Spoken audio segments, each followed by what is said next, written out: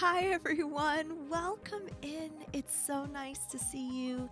Thank you so much for being patient and coming in on the raid with FractalMindMike. I am so happy that we are going to have a conversation on a show that I started last month called The Awesome Streamer Hour. Welcome in, Brother Bill. Hi, Steve. Welcome, welcome. Hi, Treddy. Hi, Brent. Hi, Moonlit Insanity. Board Game Heaven. Hello, everyone. Eleanor Ray. Hi. So great to see you all. Thank you for coming in, and thanks for being here. So basically, we're gonna have a super cool conversation with an amazing broadcaster that you all know very well and all love. Brent, thank you. Thank you, Samurai Jim. Thank you so much. Thank you for being here. So without further ado, here we go. And we're going to bring on Mike. Hi, Mike. How are you? Hello, good to see you. I'm doing well. How are you today? Oh my gosh. Well, it's an early morning for me, but we usually do Amiga in the morning on Saturdays. And I thought, what better way to start the day than with an awesome conversation with Mike? And I think cool. usually when I do the Awesome Streamer Hour, it's like 9 p.m. my time. But I was like, oh, what's a good way that we can get some people in different time zones on? Let's do it on Saturday. Amiga morning, but preceded with me. Yeah. That's good. I like it. Yeah. It's actually 9 p.m. here too. Oh, so nice. Technically, you made it at 9 p.m., just different time zone. Oh, so okay. It all syncs up. It all lines up perfectly. I love it. I love it. So welcome on in. You know, usually during this show, I like to ask people lots of questions about, their broadcasting and what they like to do. So I don't know if your chat usually gets to hear these kinds of stories from you, but I would love it if you could tell us a little bit about how you got started on Twitch and why you started streaming. All right, I can tell you that. It's not too long of a story, but yeah, how I got started on Twitch and streaming was there was the COVID epidemic, and so there was a lockdown. I had actually gotten pretty sick earlier that year, and I wasn't able to. There was like an inner ear infection. Yeah. So I couldn't play FPS games anymore. Yeah. At the time, I was still like recovering from that. It affected my vestibular system. Anyway, so that meant I was like, oh, I guess I'll play adventure games and stream those because I didn't have anything else to really do. I was, with the rules that we had around where I live, it was pretty heavy lockdown. So like, don't go. We had curfews and everything, so the curfews stopped me from doing what I normally would do. So I started streaming. Yeah, that's how I got started. And that's how you got started. Okay. Do you remember what your first game was that you broadcast? Of course, yeah. It was The Dig. The Dig. Yeah, oh my gosh. The Dig. That is still a game that I have on my list of games that I want to play. The Dig. You should check it out. It's actually very good. It's a very good game. Yeah, I feel like, maybe one day on the GOG channel, because we both, like, if y'all don't know, we both are on the GOG channel stream team. So the Dig will probably be a good one for me to do someday. Yeah, definitely. Yeah, you should.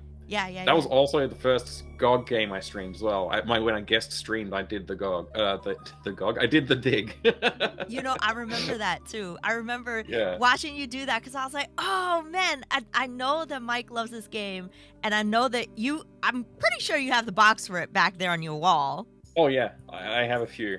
How many boxes do you think you have back there? I don't know. I've tried to estimate it a bit, but I am cataloging it. I have a redemption on my channel to catalog some games. So I usually do like 4 or so at the time. But yeah, we're not nearly done yet. There's a lot of games uncatalogued. Oh my gosh. Yeah, estimate, I don't know. It's hard to say. Probably more than 500 is my guess, but I don't know exact numbers. Oh my Um, gosh. Okay. yeah. So I know we've talked about it before because I asked you this before, but just to Mhm. remind anybody who might be new and who might not know it from your channel, but you had a really cool box that you showed me, and I asked you if it was your favorite box. What was that box? Now I gotta remember which one it was. It was the one that was like The one that it opens up yes. like Yes. that. Yeah. Yeah, yeah, yeah.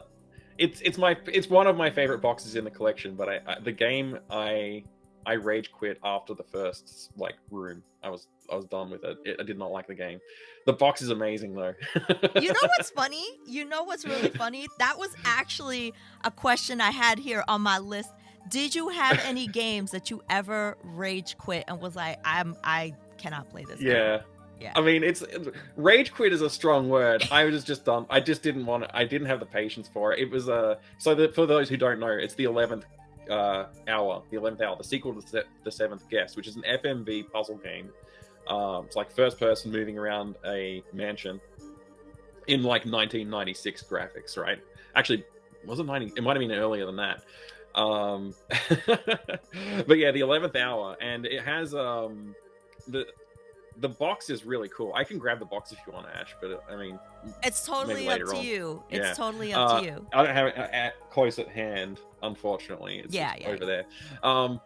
But yeah, it's the first puzzle is like a chess puzzle where you have to move knights around the board, and I couldn't do it in less than like something like 40 or 60 or something like that moves. I was like, if the game is going to waste my time this much on the first puzzle, I don't want to play any more of it. I hear you. You know, I feel like sometimes, especially like in the retro category, we kind of like force ourselves to finish difficult games because it's like the cool thing to do. Like you have to complete the game. But sometimes I feel like if a game is like really annoying, just like yeet it off the shelf. Yes, absolutely. I learnt that lesson. Do you want to know the game I learnt that lesson from? Oh, please tell me. The Legend of Carandia, Book 3, Malcolm's Revenge. It's an adventure game, and the series is really good. The first two games are amazing. Yeah. The third one, I hated it, and I kept playing it. And the second stream, I streamed for like 16 or 17 hours to finish the game. I was like, I don't want to stream this ever again, so I'm just going to finish it now. And I just stayed up all night streaming that game. It was like the worst decision. I'm sure it was like probably my worst stream I ever did because I was just grumpy and upset at the game the whole time. And not in a funny way. Right. Yeah, it can't. I mean, chat loves to see us suffer. Like, that's like hands down. Like, of course, they always love to see us suffer. But yeah, I totally feel you on that. You could feel it when you're playing a game and you're just like, oh my God, I hate myself for playing this. It has definitely happened to me too. Yeah. You mention the game that shouldn't be mentioned. Oh my gosh. Yeah, I mentioned it. Have you had a game like that? Oh, that's a good question. Have I had a game like that? I'm absolutely sure I have. I'm guessing it might have been an Amiga game. Oh God. No, I will tell you. No, you know what game it was? It was Landstalker. Landstalker for the Sega Genesis. Like, I really tried to. I definitely played it over multiple days. And in fact, when I first started it, I kind of liked it because the music was good and the first like area wasn't so bad. But the first dungeon you get into, it's an isometric view, first of all, and there's no shadows on the ground, so you can't really tell when you, because there's a lot of platforming too. When you're platforming, it sounds horrible already. Yeah, you cannot tell where you're jumping. You can't like see where you're going. It's really difficult to control. And then in order to change directions, you have to press 2 directions at the same time in order to turn your character to face a different direction. So I was just like hating. I was like, I cannot and I will not, and throw this game in the garbage because I'm done with it. I'm right there with you. That sounds horrible. Yeah. I'm probably going to check it out though. Now that you've told me, I'm gonna. You should. Adding that to my list. You know. Absolutely. In fact, what did you think about? Because you were playing Plock just before. What did you think about Plock? it's very British, if you know what I mean. That's funny. Oh my I gosh. I was like, yeah, I'll give this game a try. So this was I was encouraged to play this game by someone, Uh-huh. and they actually offered to buy the cart for me. So I plugged it in today. It's the first time I played this game. Plock is a platforming game where your character can throw their limbs around, right? Yeah. Which I don't know. You played it before, right? I have, yeah. You seem familiar. So Yeah. yeah, it's actually like it's very challenging. Yes. Is it good? I don't know. I haven't undecided on if it's good or bad in that on the challenge. I like a challenging game Yeah. and I like figuring it out, Yeah. but yeah, this one is tough. I've gotten like through 5 levels, I think. Okay. Okay. So yeah, I don't know. We'll see. Giving it a good go. I mean, Yeah. the only trivia I know about that game, and I just learned this from observation, is that if you've ever played another game on Super Nintendo called Spider-Man X-Men Arcade's Revenge, it's the same I haven't. team, so they recycled a lot of the sounds. Oh, really? Yeah. So the sounds, like certain sounds like when you're picking up items, or certain sounds when you're fighting enemies like bosses and things like that, they use the same sound set. Different team, same company. Thank you for correcting me, Deep Freeze. It's yeah, they use the same sounds in both games. And the first time I saw someone playing it on Twitch, I was like, wait a minute, that's the same sound as this part in this particular game. So that's the only thing I know about it. I have that with games like Doom. Like the Doom sound library is like reused in many other games because it was just like a sound pack that they used. So for many of the sounds in Doom, not all of them, but many of the sounds in Doom, you'll hear like a monster scream, and you'll be like, "Oh, that's from Doom." It's actually just because they use the same sound pack. It's weird. That's interesting. That reminds me of a YouTube video I saw. It was kind of like a documentary, and they were talking about textures that were used in video games. And there's this one particular texture that someone was trying to figure out in Super Mario 64. And they found out that the texture that they used was from a texture pack, like I don't know, like a Microsoft texture pack that it like was universally used in lots of different things, not just games, but lots of different things. I don't know how they figured it out, but they did some like backwards engineering to figure it out, because they were like, I guess they just really wanted to know. But I just think that's so fascinating that there are when you break down like how games are developed, you know? Yeah, I do. I mean, and it's one of those weird things like sometimes you'll see a texture and it looks familiar. Or for me, more often than not, it's the sound effect that I hear. Like there's a particular like scream when somebody dies or something like that. I'm like, I've heard that before. Yeah. But yeah, I never delved into it in that depth. But yeah, I think I know. I think I may have seen it in my recommendations. I haven't watched it, but it was something to do with the cobblestone texture. Yes, that's it. Yeah, that's it. I haven't watched it, but now I will. Yes. Oh my gosh! Actually, speaking of that, you do a bit of game development yourself. Can you tell us a little bit about that? I mean, yeah, I have. It's a long story, so I'll just give you the quick version. This is your hour, please. I always loved video games. So we got an Atari 2600 when I was like, I don't know how old. I was pretty young. Yeah. Everyone else had the cool like NESs and stuff by that point, but my dad brought home this Atari that I don't know how he got it. And first game I played was Enduro on that Enduro racing game, and that was pretty cool. And I was instantly like amazed by what interacting with the stuff on the TV. And then not too long after that, we got our first PC, which was an Amstrad CPC 464, which you can kind of see behind me. This is like this black screen and stuff. This is the same model as what I had. It's not the same one, but same model. Nice. And I learned programming on that because I was like, I wanted to make the computer do things. And I was playing games, but I also like knew that you could type stuff in, and we had a book with stuff you could type in to make things happen. And I started learning programming from that and modifying the code. And figuring out like how to make things like bigger on the screen or like move or whatever. So that's where I started programming, getting an idea of like fascinated with making the computer do things. It was a while later before I started doing game dev stuff, but probably like I was probably about 10 or 11 years old when I started trying to make games like on a PC, an IBM PC. And then from there on, it's just like evolution. But yeah, I don't work in the games industry for reasons that are, I don't know. We probably shouldn't talk about that because we could probably talk for hours about that side of things. But long story short, I wanted to start a family, have a house, and all that. So that's why I didn't move into that industry. Yeah. Because I felt like the financial stability was more important than making the games commercially. But at the moment, my game devs that I do is mostly it's on stream. I've got one game that I'm working on stream, and I'm programming it completely from scratch for Windows. And yeah, I've done the entire thing on stream, but I'm also creating all the art assets, then the sound and the music for the game too, all live. So nothing will happen on that game without it being streamed in terms of the development and right up until a release. And then you're gonna have.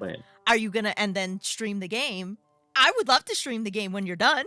Yeah, I'll definitely send you a copy when I have something to test. Oh my gosh, that is awesome. Also, if y'all don't know, this is FractalMindMike. He's an awesome, amazing broadcaster. If you just joined the show or if you're seeing us from the front page, my name is Ash Said Hi. This is FractalMindMike, and we're just talking about cool things and talking about Mike's channel. So welcome in. Thank you for being here. But yeah, like that to me is so cool. I have always thought, like when you don't know how something works, it seems like magical, like how do people put these things together known as video games?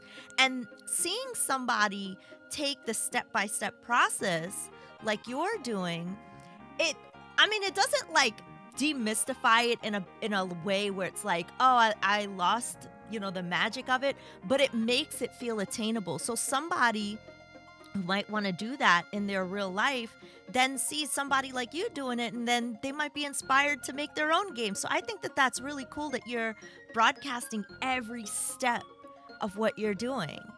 That was kind of the idea I had with it. Was actually a joke challenge from Duke Donuts. He said, "Oh, Mike, you should make a shmup. It'd be easy." And I was like, "Yeah, it would be easy. I could make a shmup really quick if I used like a pre-made engine." But I was like, "What if I just start from scratch? Like, right. And just like that's where I started from." And I thought, like, if I start from scratch, then if an idiot like me can make a game live on stream and have it done like entirely there, so there's no mystery about how anything works, then other people might be inspired to give it a try too, right? With maybe not doing it that way, maybe doing it a smarter way. I would love to give it a try. That sounds like, yeah. I might send you a message and be like, Mike, how do I start making a video game? Absolutely. And there's a lot of like there are a lot better ways to do it than what I'm doing. So somebody like me wants to get into it. What's the first thing that you would tell me to do, like as a brand new person? I think the first thing to do is just try and make something, and that would be like, okay, now you need to know what tools to use, right? Right. The good thing is now there is basically you don't need to be an artist, you don't need to be a musician, you don't need to do sound design. You can just download all of that stuff. You can get samples of all of that stuff. So the important thing is start simple. So don't make something complicated. And if you think it's like, when I say start simple, I don't mean like make Mario. I mean go simpler than that. Like make tic-tac-toe as your first game. So just like, okay, and then you can make it look a bit prettier, and maybe you can change the rules. Now that you've made tic-tac-toe, you can make it a bit more complicated, maybe make it into a tactics combat game that's based on tic-tac-toe mechanics or something like that, right? Start simple. Start simple is the important first step. That's really good advice. It's so easy to get lost. And you're looking at games that you're inspired by, right? So you Right. see something like Horizon Zero Dawn, you're like, oh heck, I'm gonna make a game like that. I love the feel of this world, and I love the mechanics of, Yeah. using the bow and sneaking around and all that. So yeah, I'm gonna make that game. Yeah. It's not that's not simple.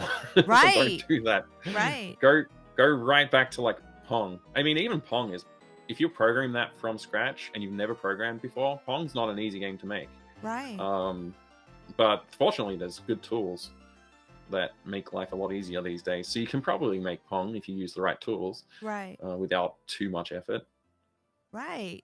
I was like, or even you can use something like RPG Maker, right? Like something Hmm. that's already kind of made for that purpose of I'm gonna allow someone who doesn't know all of those things or have all of Yeah. those tools to kind of like use this framework, right? But Hmm. yeah, that's a really if I were to make a game myself, I think I'd want to create a game that's like a dungeon crawler, like Dungeon Master or Eye of the Beholder. That would be like That my we.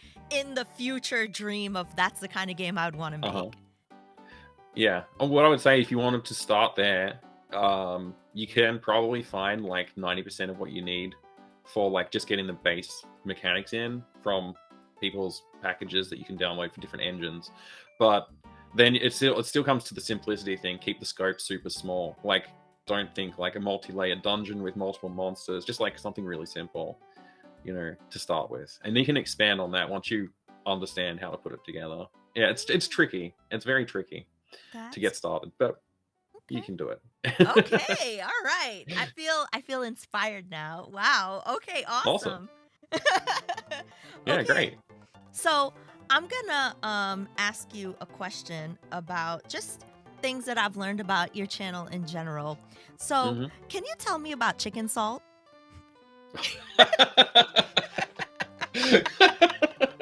Yeah, I can tell you about chicken salt. That was when you were on my channel, right? We were having a chat, and we Yeah. had Doc on, Yes. and I mentioned chicken salt, and you were all confused about what's chicken salt. So in Australia, we are an advanced civilization, and we have achieved the technology of chicken salt, which is it's a chicken stock seasoning type thing, but it's in a salt form, and you put it on your chips. You put it on your chips, and like if you've ever had like just what do you call hot chips over there? Do you call them chips? Like if you go get fish and chips, do you do that? Oh yeah, well, so chips would be called French fries over here. Right. But I Because have our been to French. England, so Hmm. I know that they're called chips in other places. But Right. yeah, Okay. So French fries, you put some salt on your French fries, and you get the fish or whatever. If you put chicken salt on there, they go from like not lame. I mean, they go from like okay to like super awesome, right? I was gonna right, like I don't want to poo-poo just salt chips because they're good, they're fine. right. But chicken salt is like, oh, this is how they're actually supposed to be. This is the right way to eat potato chips. This is good stuff. Yeah. I'm surprised it's not more popular over there. It's funny because I looked for it It's on so good. Amazon and I did find it. I did Oh find yeah, it. So yeah, I'm you can gonna find order it. it.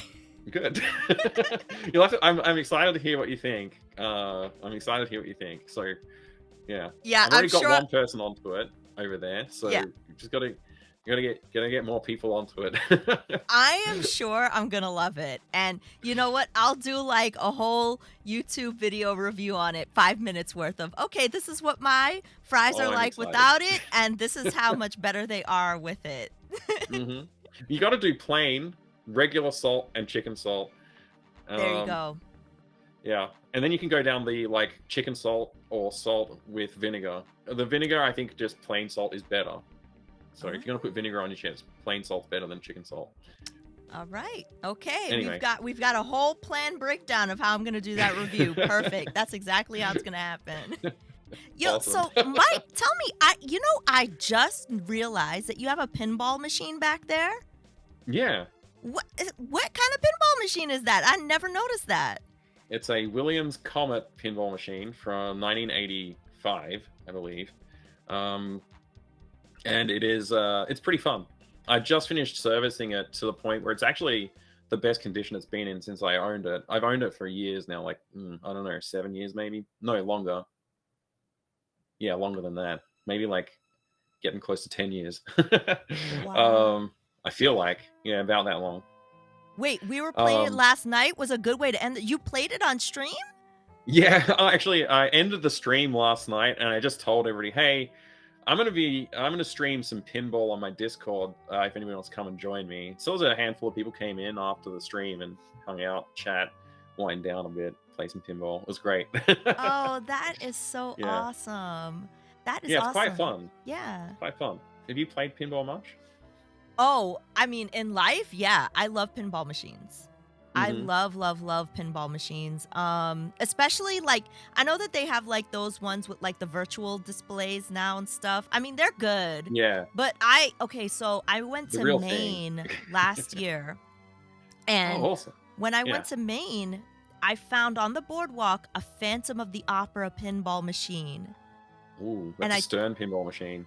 it was, oh my gosh, because Yeah. I'm a big Phantom of the Opera fan. So when I saw that, I was like, what? This is awesome. I'll have to send you pictures of it. It was really Yeah, cool. I'd love to see it. Yeah. Yeah. I love seeing those sort of things, like those pictures of like these huge, like here. I think there's like a population density problem, like where a museum for like arcades and stuff, they're not common, right? You don't see them around very much. I Yeah. think over there, I've seen like lots of photos, just these huge places with like arcades or pinball machines and all that kind of stuff. It's like it's crazy. Yeah. Yeah. Yeah. I know at least in Chicago, some of my friends have told me that if I ever go there, we've got to go see like there's like a big arcade with lots of pinball machines and stuff like that. Hmm. So I got to make sure that if I'm ever there to take a trip and check that stuff out. Yeah. So that's cool. I like that you That's also exciting. mentioned that you did your like a stream with your community on Discord, and I recently had a conversation with other broadcasters about community building and things like that. Like, Hmm. what is your approach to community building, and what are some fun things that you like to do with your community on Twitch? Awesome. Yeah. First of all, I was there hanging out for most of that stream. I had to leave a little way through, but that was awesome. Everybody had some really good stuff to say. So thanks for putting that on. That was a good stream. Oh, thank you. So for me, like the community building side of things, to it's hard to think what to do like that's going to get like engagement, and that's like a measure of like, hey, we got things going on around here. Like, if people are engaged, that's a good thing, right? So like a Discord community is good because there's a way to like get the word out there when you want to do a community event or something like that. But what I have done is I've set up like every this is a confusing way to put it, but the second Saturday of the month, Yeah. I just have a Discord chat, and that is I'll just jump in there and people will trickle in, and sometimes we have like 2 or 3 people. Sometimes there's like 15, 20 people in there. It can get pretty loud, but it's good. And it's a good way to just like have a chat, catch up with some people, and get to know the viewers better as well, because they're not streaming a lot of the time. Like some of them do, but a lot of them don't. And so this is a good way to catch up with them and talk to them, get to know them a little bit better. But yeah, community building, like as a big noun sort of thing. I don't know. That's hard to. I don't know if I've got good advice on it, but I think just being open and talking to people is probably a really good first step. Yeah. It was Yeah. very difficult at first. Yeah. I remember when I started streaming, like there was no viewers, or when they were, it was like I don't know what to say. So I actually just sat there and played some games offline and just talked about what I was doing, just to get used to talking about what I'm doing while I'm streaming. Because if you don't have people hanging out, you don't have anything to say. Right. So once you get people hanging out, you can start talking. I think that's a good way to get started. Just engage with people and talk to them, ask them about what their interests are and things like that. In Yeah. early days, that was difficult. It was easier once I had more people coming into the stream. I could see the interactions between them and know that like things were going well. I think. Yeah. Yeah, I know exactly what you mean. I can empathize with that. It can totally be tough at first when you're first getting your bearings as a broadcaster. Like you're like, well, what do I do? What do I talk about if, people aren't talking in the chat? Like, do I just like talk to myself? Do I play the game? What do I Cool. do? I'm gonna turn them off. And I agree. Yeah, like I feel like the one of my favorite pieces of advice that I ever got was ABC is always be chatting. Always be chatting, always Yeah. be talking.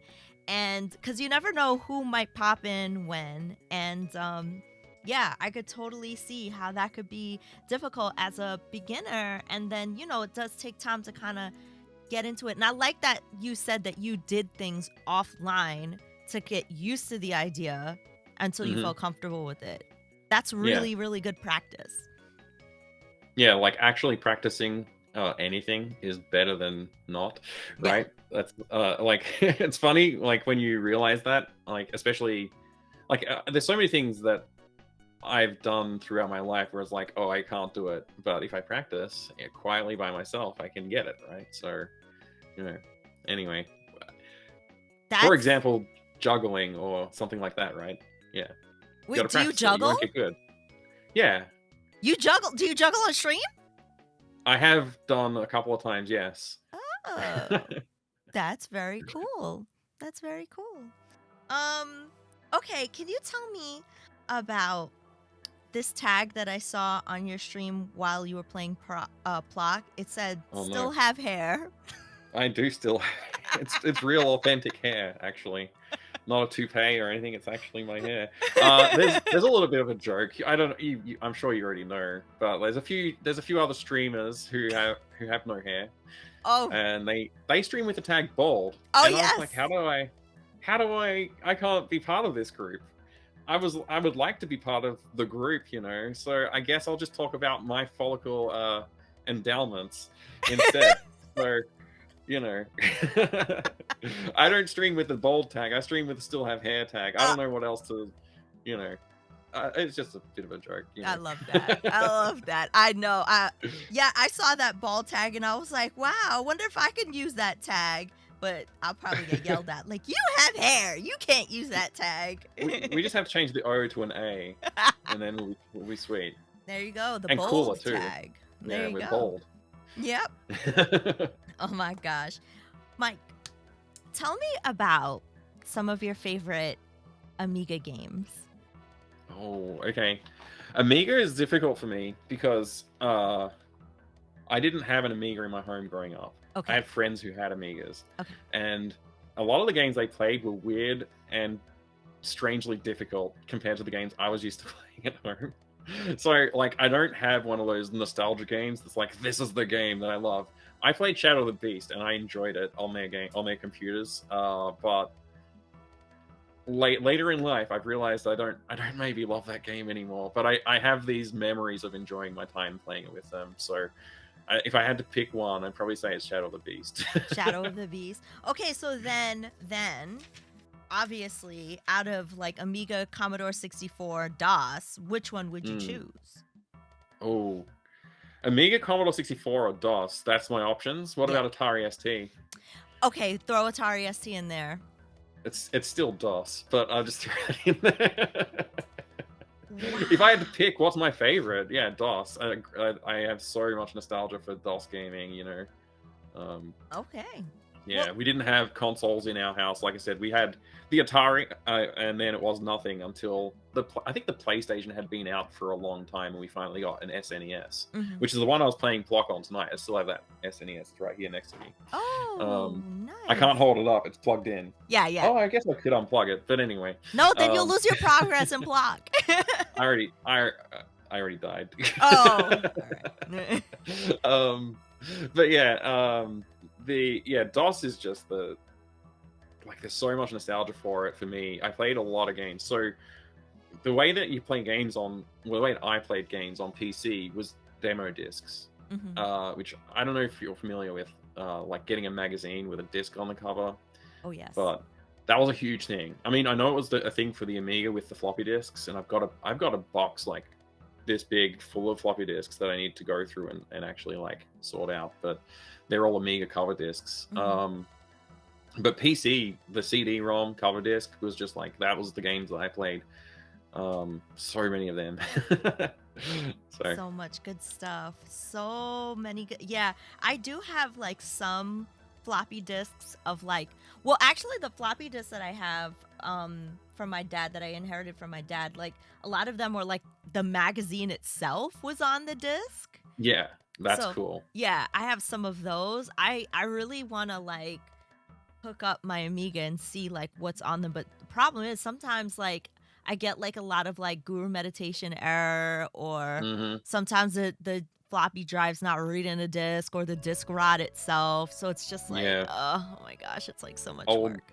yeah, old media is a bit difficult sometimes. My Yeah. I have the same problem, and my approach to this is I haven't done it yet. I've got to do a stream of this sometime. I got to do a broadcast where I actually sit down and build this device. I have something called a hang on, my brain just went on holiday for a second there. I have a device called a Grease Weasel. I was going to call it a GoTech, which is a floppy drive emulator, but this is a Grease Weasel. It's actually, you connect a real floppy drive to it, put your floppy disk in, and use software, and it will control that drive and actually get a flux image of the disk without concern about the condition of the data. So it's not validating the data; it's just reading the flux pattern that it can see on the disk itself. So the magnetic storage media is just getting an image generated from it. It's not like getting an MRI, but if I say it's like getting an MRI, you might understand a little bit. Like it's looking at what's in there in the data. You know what I mean? Okay. So that's my approach to that. And I'm setting up a little, like, basically taking a Raspberry Pi, set up that thing and a floppy disk, take a photo of the disk, put it in, it'll create the image, combine those two files and store them, archive them off. And then later on, I can try and like get the data out of it. And maybe, who knows, maybe there'll be some way that we could use that flux image to recover damaged disks data or something like that in the future. I don't know. That So, would be so cool, especially for like preservation purposes, you know? yeah. Because eventually, like the discs they're just, I mean, maybe they might all fall to rot. Like, I don't know. Like, even I mean, that over can happen time, to even surely. PlayStation 1 games, I've heard. So, Mm, I don't mm-hmm. know. Mm. Yep. I try and back up as much as I can, but like my setup isn't great, especially floppy disk based stuff. So that's why I'm trying to get that working.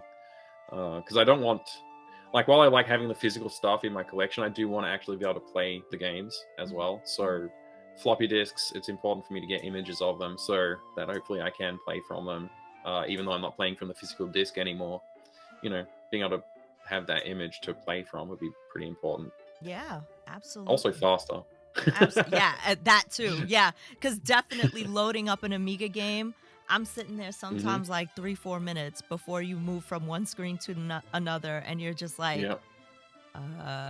is it Yeah. working? Did the disc die? Like, what happened? Like, okay, I have another question for you. In terms of game development, or just like, your thoughts on what makes a good game. Like, what do you Oh. think, like when you're playing a game, like what do you think kind of like mechanics make a game fun or good?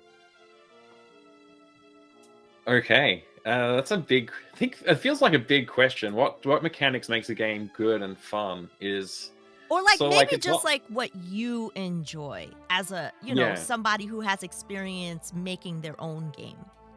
right. The kind of things that I like to play with are like physics simulations and stuff like that. Like I like programming that sort of stuff. Not like necessarily something too complicated, but I have fun with that. But I don't want it to just be like a toy. So what I end up doing is always like adding a complication on top of that. So like maybe it's more of a platforming game, but there's like physical elements around you, things like that. Mhm. Um, well, I think that it's hard because there's so many different genres of games, and I like basically all of them. So like FPS, I want something. There's different types of FPS. Like there's the Doom style where you're running around. It's just like what's most important there is just responsiveness and the feel of moving, right? The feel that you get from moving around the world and pointing and shooting, and like how like the weapon like has a knockback effect when you blast somebody, that kind of stuff. Like that's Yes. that's visceral, and you feel like you're really engaged with that. But then there's other FPS style games where it's more like something like System Shock 2 or Deus Ex, or going more modern, Prey 2016. Those sort of games are not about that kind of movement, right? They're more about having something a bit more physical, like you're simulating a person in that space. Um, but then, like, platforming, of course, I like those too. That's the problem is I like all the games, Ash, and I can't answer the question very quickly No, and I easily. get it. I get it. Because that's the thing, too. Like, even though there are some genres that I don't play a lot, like, I don't play a lot of, like, car racing games, for example, but I could Yeah. tell you what I like about car racing games, you know? Like, Okay. exactly like you said, that feeling of, like, if I'm in the car Mhm. and it behaves like a car, you know? You get, Mhm. like, maybe that shake when you turn the Yeah. wheel, or, you feel some kind of something if you hit another car, like, like Mhm. those kinds of things do, like, I like feeling immersed in a game. Or like, if I think about something like a point and click, for example, or like a Yeah. parser, like, I like trying to put in ridiculous phrases just to see what will work, or maybe there's Of like a course. Easter egg in there, you know? Yeah. Yeah, like when I was a kid, and I don't know if you did this. Maybe you were too good, but I would type swear words into the text parser games, just to see what would happen. You know, You never know. and sometimes I had very, very funny replies. Sometimes, Yeah, that's true, that's true, that's yeah. true. No, when it comes to, like, I think it's like what is the fundamental thing about this game? Like, what is the core of this game? It's like often there is something you call a core mechanic. Like, what is the core mechanic? So for Yeah, a racing game, it's got to be the driving, right? And right. that has to be really good. And what kind of driving you're trying to do, that's going to change how you implement that too. You want an arcade racer, or you want something like a Forza simulator, Right. right? So yeah, it's hard to nail it down. If you just ask me like what my favorite game was, it would also be hard to answer. That's the problem. I like too much. I'm very passionate about games, so I could talk for hours about any genre of game probably. There are some that I'm not too experienced with though. Like, Yeah. certainly, like, I'm not great with strategy games, RTSs, and turn-based strategy. Something that that's a pretty big gap in my uh, gaming knowledge and experience, I guess. Anyway, Yeah. we can talk about something else if you want. No, no, no.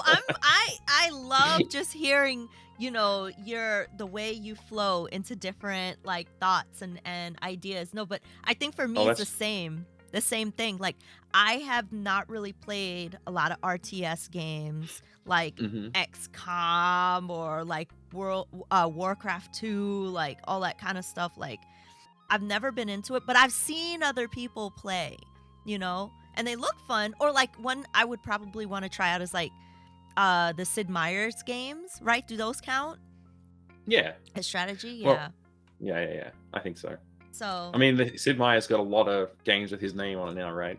oh, okay. Civilization. That's the one I was thinking Sid, of. right? Yeah. Civilization. I Yeah. thought that's what you meant. Yeah, that's Yeah, yeah, absolutely a yeah. strategy game. Yeah. Yeah. Okay, let's see what other question. Oh, you know what? Where does it I always ask people this. Where does your name come from? FractalMindMike. Where does that come It's from? it's less interesting than probably you hope. It's just so when I was before I started streaming, I set up this game dev like brand basically called Fractal Mind, Mhm. and then I just put my name after it when I started streaming. That was it. Oh, all right. Yeah. Nice and simple. I like it. I like Yeah. it. Okay, so if there was a game, let's say there was a game and you had your memory wiped clean of that Oh. experience, what would be that game that you would want to play like brand new again? Hmm. Never, like, yeah, so as if I had never played it before, Never played which it one would I before. want to go back and play for the first time? Yeah. Um, this is a very hard question. I'm thinking of a lot of different games. Yeah. Um, and there's some I think would be a bad idea too. Like, if I wiped my memory of Quake 1, which is one of the games I spent like so many years of my life playing at this point, I think. I don't think that would be a good one to remove because I might not like it now. Like, to be honest, Really? right?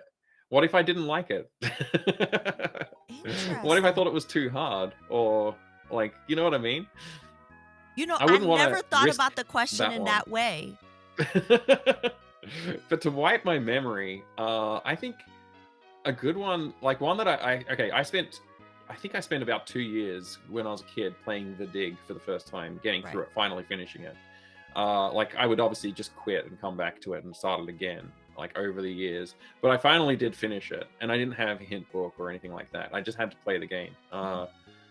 And yeah, so that would be a good one, I think, Mhm. because I love that game, but I think like it stands up like very well to this day, and I think it's a very good game, and I love the story, and I love the sense. It's really what the sense of mystery that that game brings, especially when you haven't played it before. Like Mhm. I have such a visceral memory of playing the demo of that game Yeah. and begging my parents for it because I wanted that game so badly.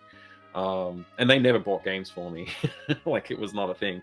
You know, they would buy me a magazine with the cover disc. That's how I got my games. So it was rare for them to buy a game for me.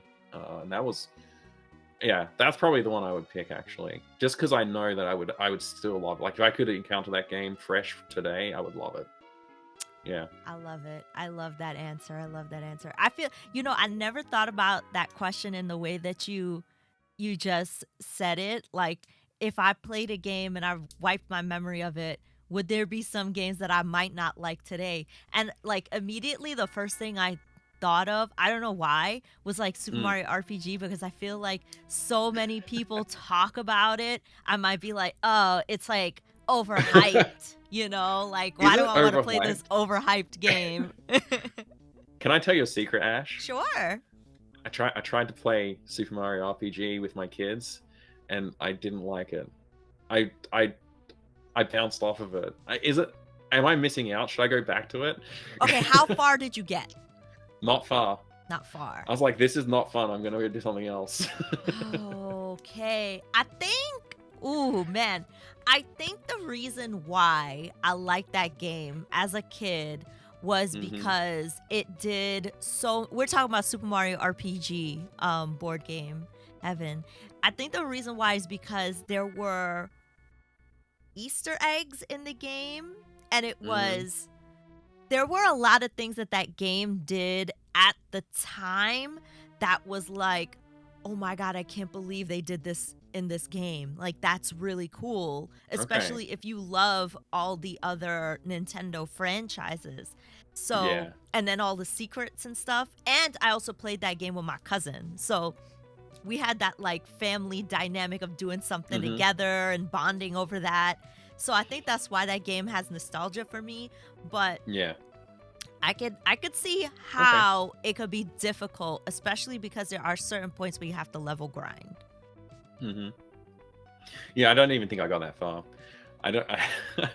I was like, oh, this is interesting, but also I don't think I want to play this game. Like it's just maybe it's just the time of year or Yeah. something. I don't know. Well, But I do you just bounced play off like a of it. lot of Mario games in general?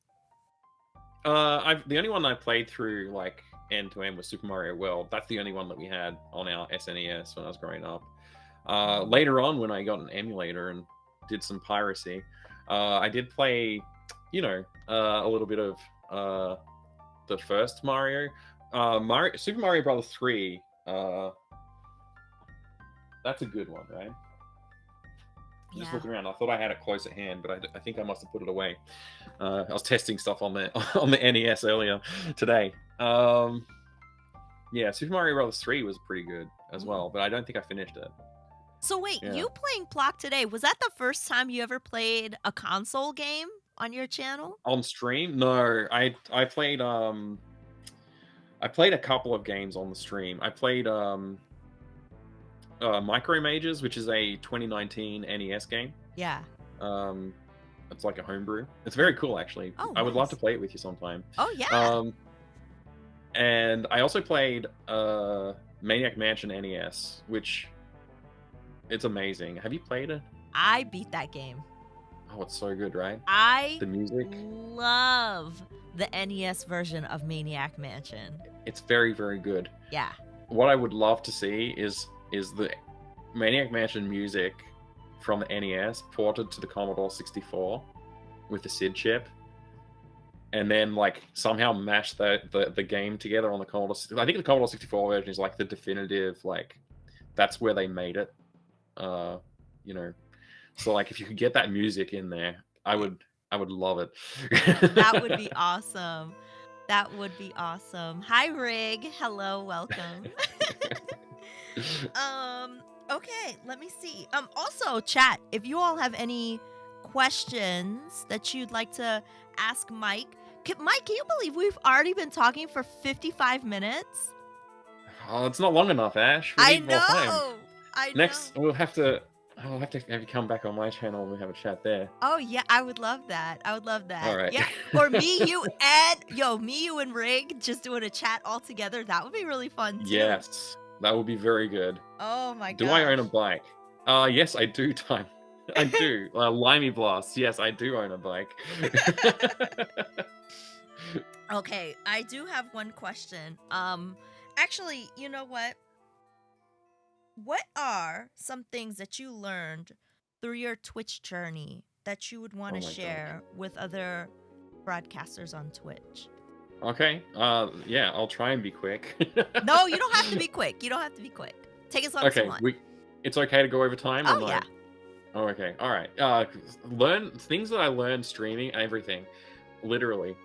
Like I said, practicing is actually important. Um, one thing that I'm still learning is getting things organized and tested properly before I stream. I still have occasional failures like that. I've been trying to get most recently Tex Murphy Overseer running in a way that I would like be comfortable streaming it, and I've come to the conclusion I need to run that on an old PC to stream it the way I want to. So, yeah. And the other thing is like some people will say like don't spend money on your stream, like don't do it, and I think that's very true to a certain point. But if you want to do something and you can't do it without spending money, then you should spend the money. Like if you've got it, if you got that money to spend, you should. So I bought a capture card for my PC, so I could capture. Basically, this thing's like the ultimate capture card. It'll capture basically any inputs, other than like I guess HDMI. It won't take HDMI inputs, but you plug it in, and like I can plug. In theory, I can plug all my consoles into it, or my Atari ST, which is what that's why I ended up getting this card. So spending the money on that was really good, a really good decision. I've been able to stream the ST and PC games. It's for anybody's wondering, it's a data path Vision. There's a few different models, but the data path Vision is what I put in my computer. So I can just plug in like my PC directly into my streaming PC, capture the screen, and it just works. It's very good. That's awesome.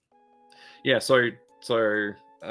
like real tangible tips though for streaming is like do just talk. Like you have to talk. If you don't talk, nobody's gonna want to hang around. Like I've seen it before. There's people who I go on and just chill and watch their channel. There were people that I was watching when I first joined, started watching retro and stuff like that on Twitch, and they just don't talk. And like they haven't grown much because of that. They just sit there on the couch and play games. And if that's what they want to do, that's fine. But like I believe that most people are wanting to get an audience, right? That's why you're streaming. And I understand that's not always true for everyone, but if you do want an audience to actually stick around, you have to open your mouth and talk, which I'm very good at apparently. I can just talk for hours. I don't shut up sometimes. But I think that's like a very important lesson that I learned, and I did, like I said, I practiced it offline. So yeah. No, I think that's really great advice. Like I said, always be chatting. That's definitely solid. Wow. And it does take practice. You're absolutely right. It does take practice. And I also want to touch on the point that you made earlier about, testing things out, like air checking yourself, or does this game, is it showing the way that I want it to show? Is it displaying the way that I want it to display? Is the sound working properly and all that kind of stuff? And people don't realize, sometimes like when you end your stream, that's not necessarily when the work ends as a broadcaster, right? Like Nope.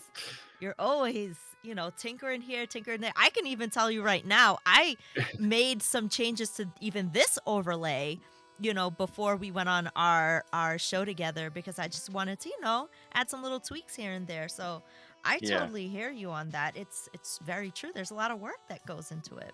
Yeah. And the other thing is like you will this is more for me, but it probably applies to other people. It's okay to like screw up. Oh It's yeah. okay to make mistakes. Like the streamer didn't unmute themselves. Like everybody does that. Don't beat yourself up over it. And I didn't transition scenes. So everybody was looking at my face while I was playing the game, and the game's like this little postage stamp in the corner. Whoops, that happens. It's okay. I'm used to it now, but I was like, yeah. I don't know how much to say, but like I'll just say it anyway. Like my I'm a pretty anxious person, like by nature, right? So like the anxiety sort of rises when I make mistakes, and I like feel like very self-conscious about it. So that's something else that I've learned. Streaming Yeah. is like broadcasting is like, oh, you actually are allowed to make mistakes, and it's okay. And people don't mind. People think it's funny most of the time. Yeah. Yeah. Anyway, that's it. That's true. I mean, definitely chat. They're usually very supportive. They're right there with you too. They're like, Yeah, or they're trolling in they're a nice way. trolling. Yeah, they're gonna clip it. They're gonna make sure you don't forget. Mhm. But then it becomes a little inside joke, right? Like sometimes things like that might turn into an inside joke. Like, do you have any like little inside jokes on your channel? You know? I mean, I do. Like the most obvious one, the one that immediately comes to mind, is the eyebrow thing. So, which you probably know about. But yeah, whenever somebody subscribes on the channel, I raise my eyebrows now like this, because it's all because of this one stupid game. It's actually a good game and I like it. But yeah, Shadow of the Comet. Call of Cthulhu Shadow of the Comet. When the characters are talking, the eyebrows just... It's probably because I was playing it under an emulator and it wasn't running at the right speed, but it was like the eyebrows were just moving up and down as they were talking. It was really weird. And I copied it. Somebody clipped it. Like you said, they'll clip it. Yep. And then that's now the thing that happens when somebody subscribes. I can't remember how it got to that point, but it did. Yeah. So That is too funny. Oh my gosh. Yeah. Yes, I love the eyebrow thing. It's very, very good. Very good. It's fun. It's fun. I don't mind doing it. It's I'm not joking though when I say like my eyebrows are starting to get tired or sore. I can't move them anymore. It's true. Yeah. It wears me out. Yeah.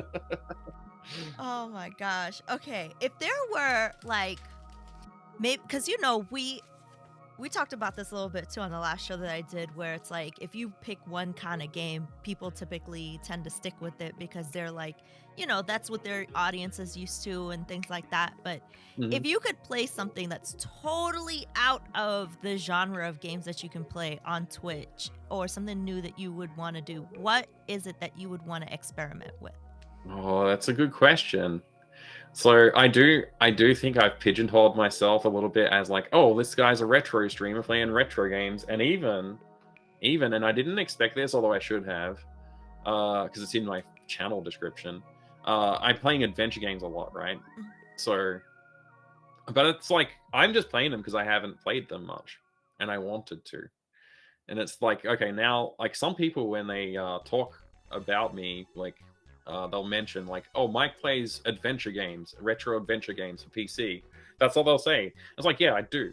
That's absolutely what I play. I also play a bunch of other stuff, but that's kind of what I started with. I was like almost exclusively playing that for a year or something like that. So I'm not surprised. I'm not surprised. But yeah, variety games, like going out, brought different things. Like I would like to play Phasmophobia. I think it looks really fun. I've got a copy, but I have never played it. Because it's the kind of thing you want to play with friends. And I'm like, well, I should probably stream that. But then it's like organizing that's a pain in the butt. So Phasmophobia would be a good one. I wouldn't mind trying that out.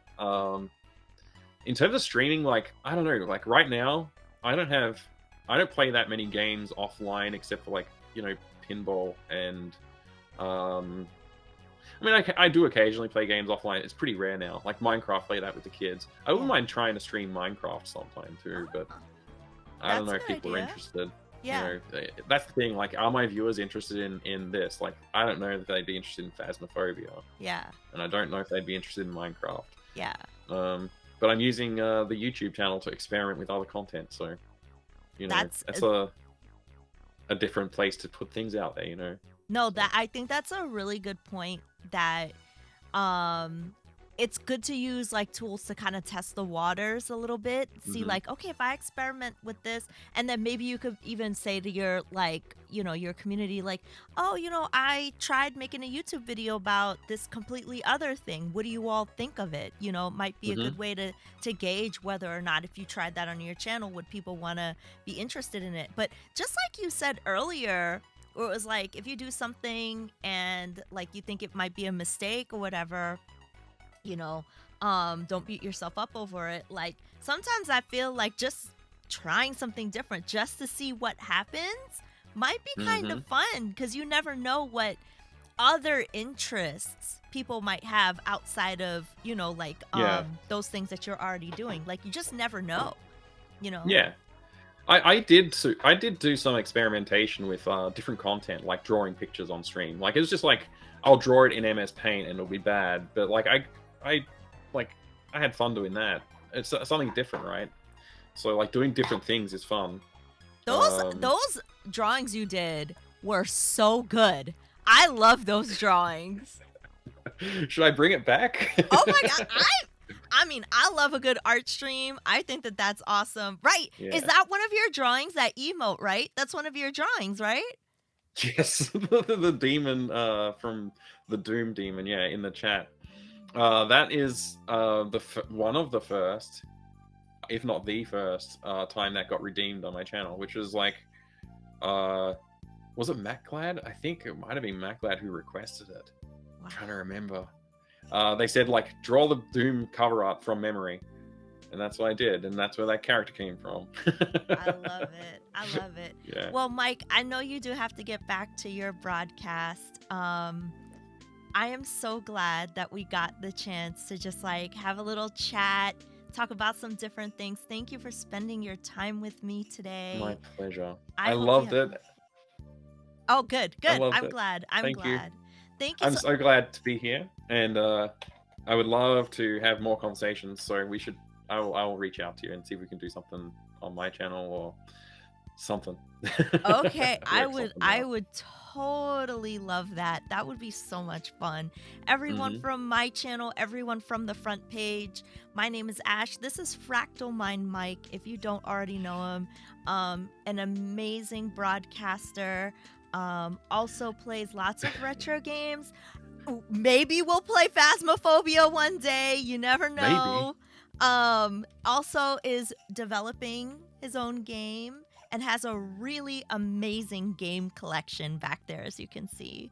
Let everyone Thank you. know when they can find you and where. Yes, they can find me on my channel, twitch.tv/FractalMindMike, and they can find me there 4 days a week. At 7:30 p.m. AEST. Although I think we're in daylight savings now, so I have to say AEDT to be technically correct, which sucks. Hopefully, I don't have to do that too much more. And I'm also on the GogCom channel once a week on Tuesdays. So yeah, on my channel, I'm on there Sunday, Wednesday, Friday, Saturday. I just changed it. So Sunday, Wednesday, Friday, Saturday, Tuesday on the GOG channel. Start time is 7:30 p.m. AEST or AEDT. And thank you for the shout out. Oh yeah, my pleasure. Thank you so much. Yeah, we'll chat again soon, Mike. Thank you for spending your time, and I hope you have fun. Are you gonna continue playing Plock on your Yeah, I think we'll channel? pick up some more Plock. Yeah. Are you going to be playing some Amiga games? I think I will be playing some Amiga games. I might Awesome. do some Eye of the Beholder. I don't know. We'll see. We'll see. Maybe you should save that for a time when I'm around. Oh, true. Yes, I true, true, can come and true. watch. Yeah. All right. Actually, I did get Eye of the Beholder 3 added to my collection not too long ago. So I got one. I got 2 and 3, but I have 1 yet. I got to work on that. Anyway. All right. Yeah, the EOB1 box. Oh my gosh, I love that box so much. Oh, man. And the stuff that comes inside is the map is really nice, but yes. Mm-hmm. Oh my gosh. Okay. And maybe next time we do a chat like this, we'll have like a show and tell You know, we could show some Yeah. boxes. That would be kind I of should have cool. thought of that and brought something over. The only thing I have close at hand is this, and that's Micro Mages, which I talked to you before about. Um, we should try and play that together sometime. There's a Steam version that you can play multiplayer across the internet, I think. So Oh, yes. Okay, yeah. awesome. Yes. Okay. Hmm. I will send you a Discord message so we can get that going. All right. All right, but yeah, thank you so much. Thank you for joining us, and I'll talk to you later. Thank Bye-bye. you. Bye. See you, everyone. Yo, everyone, thank you so much for checking out that amazing chat with me and Mike. Oh my gosh, how did you all enjoy it? Mike is such an awesome person. Please make sure, if you don't already, follow FractalMindMike to give him a follow. Let me shout him out one more time, so you all know. He should be live now, like actually. He should be going live now. Because he just paused his stream for me for like an hour so that he could come and hang out with us, which was super nice of him. I really appreciated that. But yeah, thank you so much everyone for being there during that lovely conversation. We're gonna play some Amiga games now, but I just want to make sure I say hi to everybody in the chat. Mr. Immortal Integer, hello, hello, hello. Oh, Rig, yes. Yeah, we had such a good. Rig is gonna be doing the Awesome Streamer Hour next Saturday. I cannot wait. I cannot wait. That's gonna be that's gonna be a really fun conversation. Shino the Ultimate, hello. Amiga Cammy, I didn't get to say hi to you earlier. Let me see what else. TDX is here. Space Hopper Copter. Hello. Matt Glad. Hello. Hi, I'm Lex. The energy guy. I know, Rig. I'm really, really, really excited. I'm really excited. You're gonna trust Rig to be on here? Of course. Kane and Oz, hello. Hello, welcome. I just want to make sure. Hi, Noodle. Good to see you, Noodle. Totally getting into streaming soon, kind of done a live turnaround. Oh my gosh, yeah, that sounds awesome. Mike, thank you so much for being here with me. Thank you so much for coming to hang out. I had such a blast talking to you. That was such a great conversation. Thank you so much. Ash always says hi. Yes, I'm gonna make sure I go back up. Tiberius Gaming, hello. Because I know sometimes it can be hard during these chats. Bangle, hello. Marto Varna, hello. Hello, hello. Let's see who else is here. Deep Freeze Limey Blast.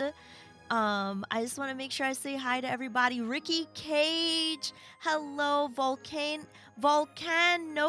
hello. Hello, everyone. I waffle on so much. Oh no. Oh my gosh. I'm so glad. I'm so glad that we got to have like such a great conversation. It was really, really fun. Opa, wait, how do I say that? Optunix, hello, welcome. G Pudding was here. Yano Nick. Oh my gosh, so many amazing people. Brent, Brandon P. Hello, everyone. So now we're gonna switch gears. We're gonna switch gears and play some Amiga games for Amiga in the morning. Andre, hello. Oh my gosh. No, seriously, I had such a good time. That gave me so much good energy. Okay, Mike, yes, take care. Thank you so much. Good luck with Plock. Don't get diddled, you know. Try not to get diddled. Sometimes that happens in that game, you know. But I can't believe closed captioning knew how to spell out that word. Oh, I will get diddled. Yeah, it's 7 o'clock in the morning. It's 7 o'clock in the morning. Yeah. Yep. So okay. So just to give you all a heads up, the next Awesome Streamer Hour will be on Sunday, tomorrow, with Amiga Bill. I'm gonna do Sega Sunday before, and we're gonna play games before, and then for the last hour talk to Amiga Bill and then raid into his channel, and then he's gonna do his show. And then let's see who's on my calendar. We have some really, really, really good ones coming up. So Amiga Bill, then we have the Mess Express on Monday. Then we're going to be talking to Smirky on Tuesday. And then we have the incredible Retro Island Gaming on Saturday the 12th, who I'm looking forward to talking there. And then we have a very special, I'm going to keep this one a secret until the 14th there's going to be one, and then there's going to be one on the 16th. So I can't wait. I can't wait for those. It's going to be really fun. So yeah, let's get into some Amiga games. Let me oh, guess who's here, chat? Guess who's here? There she is. There's Bobby. Baby girl. She's like, what? She's like, why? There she is. There's the sweet girl. All right. Oh, you like my 8-bit dome mouse? I love this mouse. When's the Bobby interview? Wait, hold on.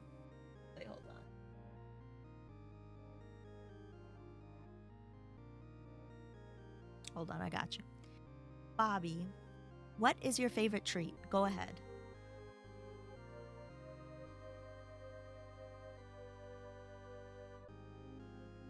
There she goes.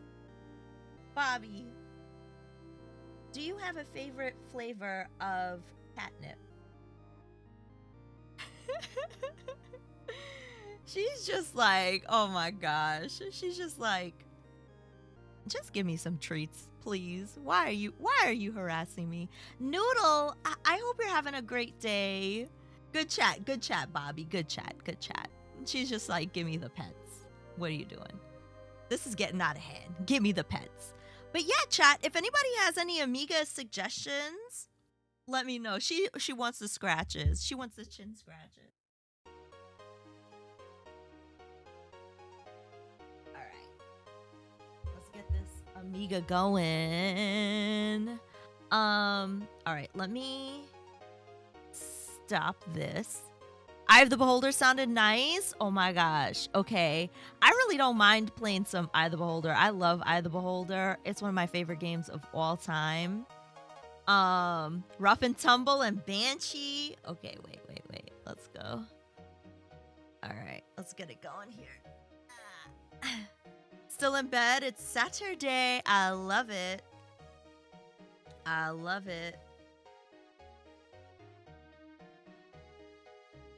Got our Mr. FPGA here running. Oh, let me change this to Amiga in the morning.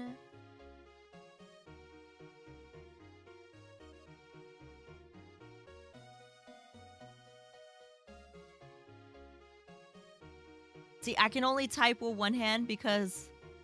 Hi, Mortara. Hi, welcome. I'm only typing with one hand because I don't want to disturb Bobby. Odyssey. Rough and Tumble. Maybe we'll do a little Rough and Tumble. And also, thank you so much for the follow. You said you like racing game. There's one called 4D Sports Racing. It features true 3D graphics and stuff like loop-de-loops. Really? I know. She's my baby. I love her.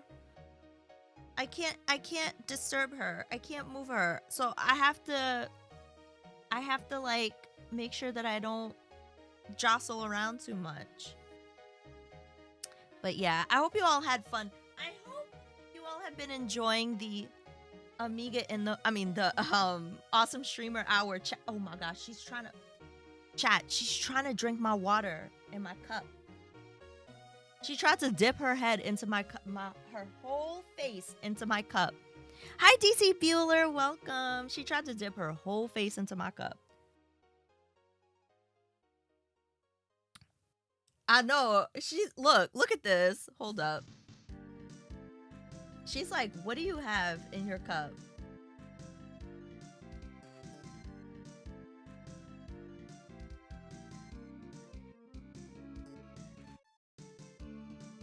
Did I miss Mike, the fracker man? Oh my gosh, I will. So I'm gonna DC Bueller. I'm gonna highlight the VOD, and I'm gonna make sure that it stays up. And I also upload them to YouTube, but I'm gonna highlight the VOD here on my channel. So don't worry. If you missed it, it will stay up and you can always go back and watch it. Check it out if you want to. She doesn't knock over my toys from the shelf. She doesn't. She's a very well-behaved kitty, but she does meow for food a lot. Even if I fed her. Whenever I go in the kitchen, she's always meowing for food. I don't know why. She just loves food and treats. The Hellfire Club, hello. Thank you. Welcome in. Nice to see you. How's it going? I'm just setting something up on my side. Are we actually having an Amiga in the morning? In the morning, we are. Yes. I'm just setting it up.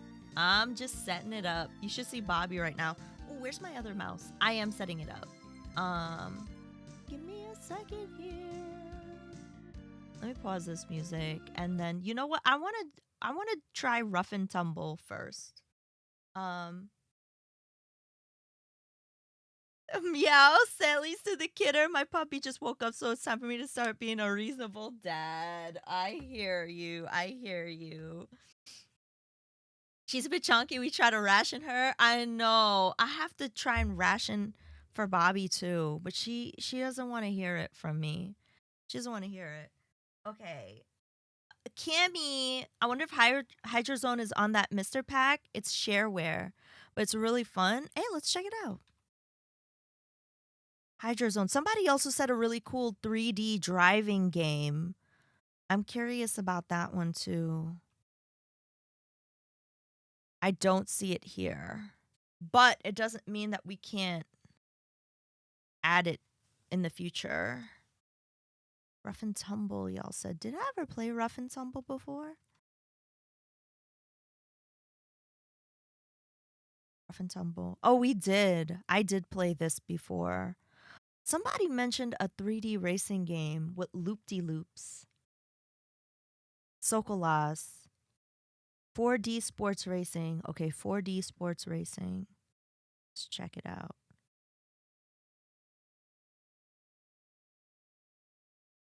Forty sports driving. Is that it? Sokolas?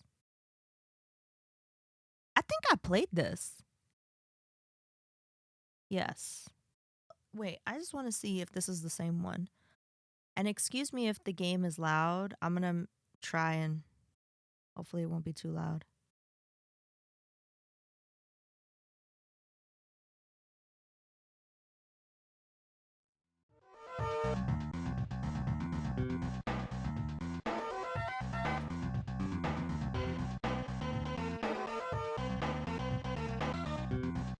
Yo, these Amiga jams never disappoint. Hi, Emil. Good morning. How are you? Why are these Amiga jams so good, chat? They're so good. I love them. Do I need to turn the sound down a little bit? Is it good?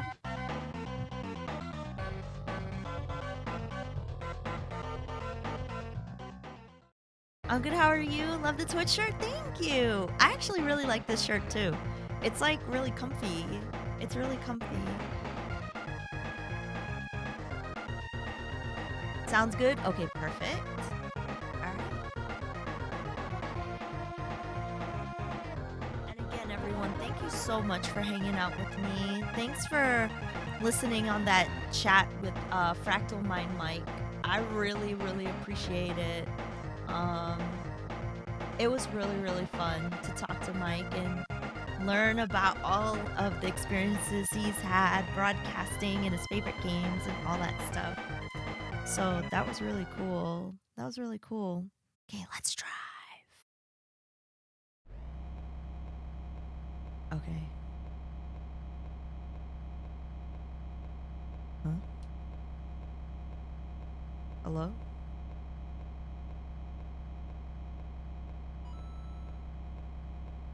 Oh my gosh, thank you, DC Bueller, for the 100 bits. Thank you. Oh my gosh. Try the mouse? Okay. Thank you so much.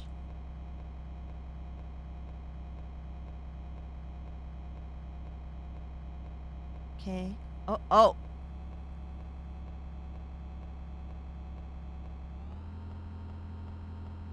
Left and right is making it go forward for some reason. Oh, I had to change the gears, chat. This reminds me so much of a car game I had for my Sega Genesis back in the days. I had the Sega Genesis back in the days. I've forgotten the name though. Anyone know which game I'm talking about? Is it really controlled by the mouse? I don't think it's... I'm using the controller. But pressing left and right is making it do this. Hi, John. Welcome in.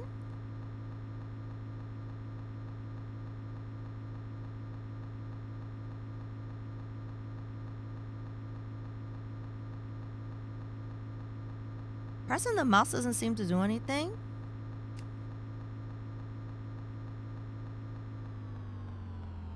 Uh-oh. We're gonna go backwards, aren't we, chat? It gives you the worst car by default. Okay, let's restart the game. Analog wheel controller share the same signal. Okay, pressing buttons on the keyboard, that's what pressing D does. Okay. Pressing C changes the view. Okay. Space, no. Okay, let's start the game over. I'm gonna start it over. I'm gonna see what happens if I change cars. I'm gonna see what happens. Maybe I could have like an automatic. And maybe that might change the experience of the game. And we get to hear this awesome jam again.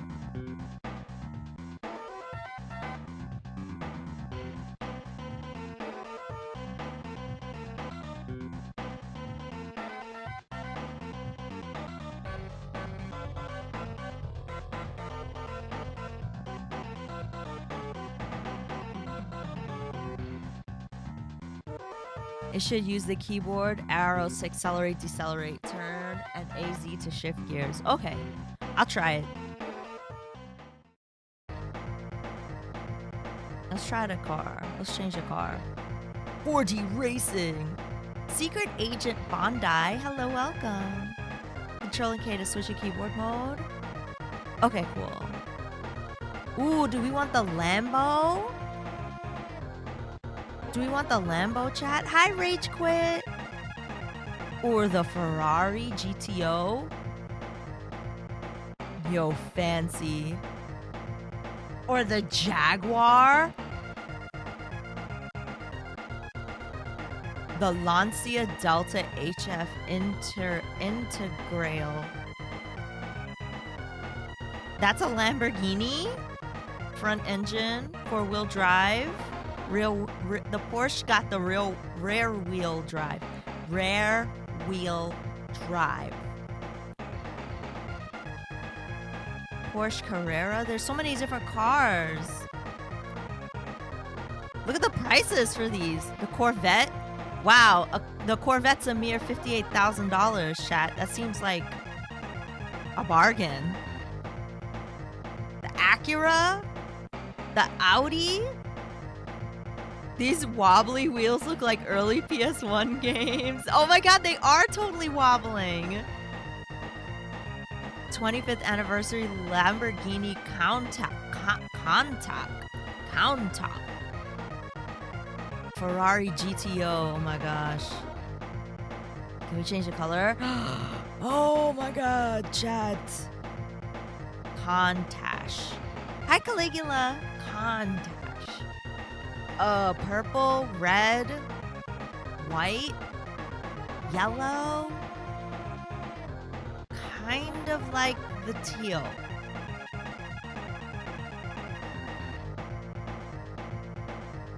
Oh, man. Okay.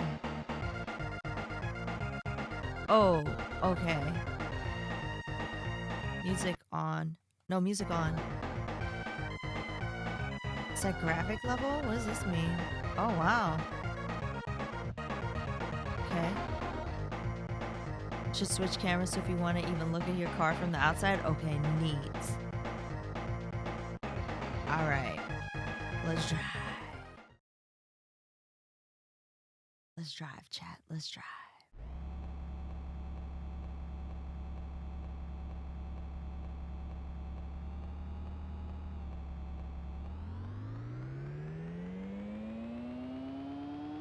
All right.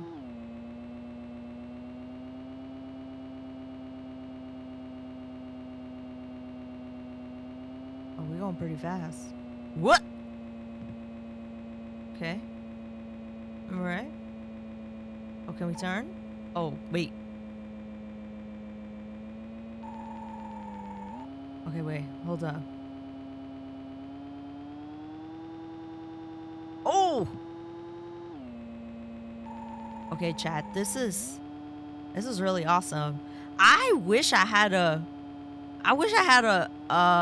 wheel. I wish I had a wheel for this. Oh my gosh, this curve. Wait, hold up. I want to change the view. Oh god. No. Why did I do that? Why did I do that? Okay, wait.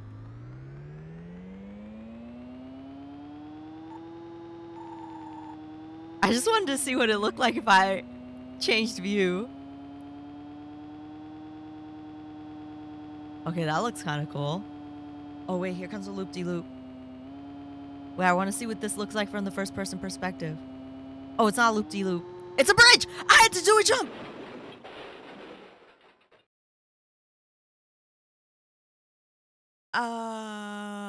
Oops.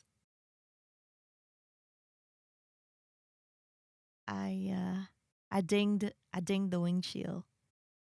I dinged the windshield.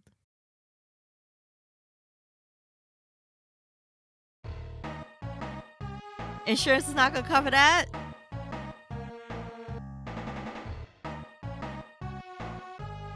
Oops. They didn't get that on camera, did they? Oh yeah, this is definitely the Amiga version of hard driving.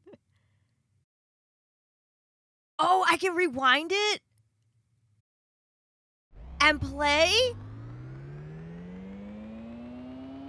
This is such a cool feature. So I can look at how it looked. What? I can let the game replay and then change the angle so I could see how it looks? That's freaking cool. I can relive my embarrassment. Yeah. We gotta fudge the videos so the insurance company doesn't see my mistake. This is so freaking awesome. Okay, wait, let me see how this looked. I was all over the place.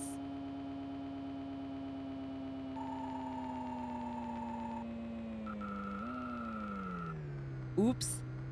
That's when I changed the camera angle the first time.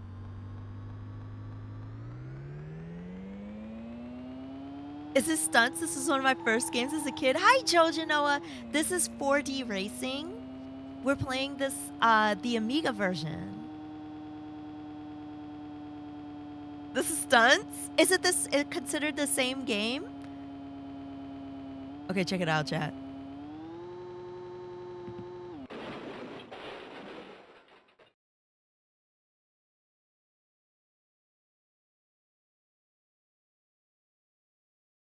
Oops. Wait, can I rewind?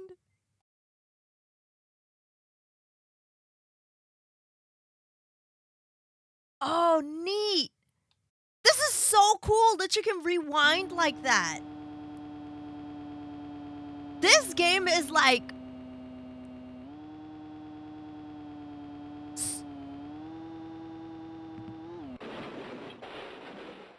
This game is so Wait a minute. Hold up. And this rotates? This is like... Okay, this is the coolest feature of the game. I thought you'd make it that time. This is definitely the coolest feature of the game. The fact that you can do this.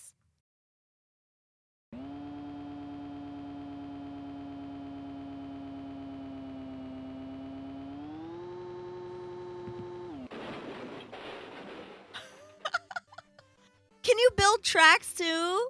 Hi, Willie. And also thank you to the person that followed the channel. Thank you so much. Also, chat, here's your 1 minute and 40-second warning before an ad plays. At least in the DOS version. That's freaking cool. This is awesome. Chat, this game is like automatically now my favorite. Return to evaluation. Restart driving. Fasten your seatbelt. Alright. Let's make sure we make that jump this time, chat. I'm actually playing the game this time. Ads are gonna play. There's gonna be a 90-second ad in 1 minute. But I'll make sure to pause the gameplay so that way you all don't miss anything happening. I don't want you to miss this high octane fun. Oh God, please, Jesus, Lord. I was going too fast on that turn there, chat. Don't worry, we'll watch it all in the replay. What's that? What's this? A loop? Oh.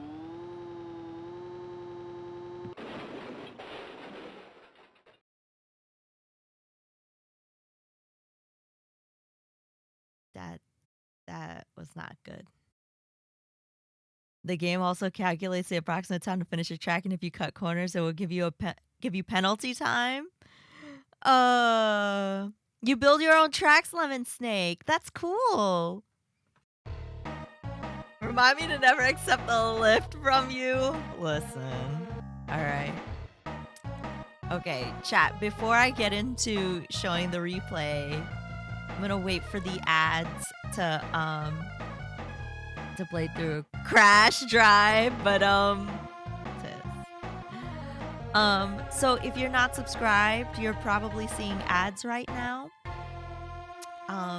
Watching ads support the channel. If you are subscribed, we're just gonna wait for all the people who are getting ads right now for that to be over. Best let Bobby drive. Yeah, I gave her my car keys. She's gonna drive. I'm not gonna drive. But thank you for suggesting this game. This is incredible. I cannot believe that you can replay and then look at it from different angles. That's like super cool. That is super cool. I would not have expected you to be able to do that in an Amiga game. I think that that's really, really cool. Who else has played this game? And if you played this game, what kind of car do you like to use? Because, I mean, I think I like the Lambo.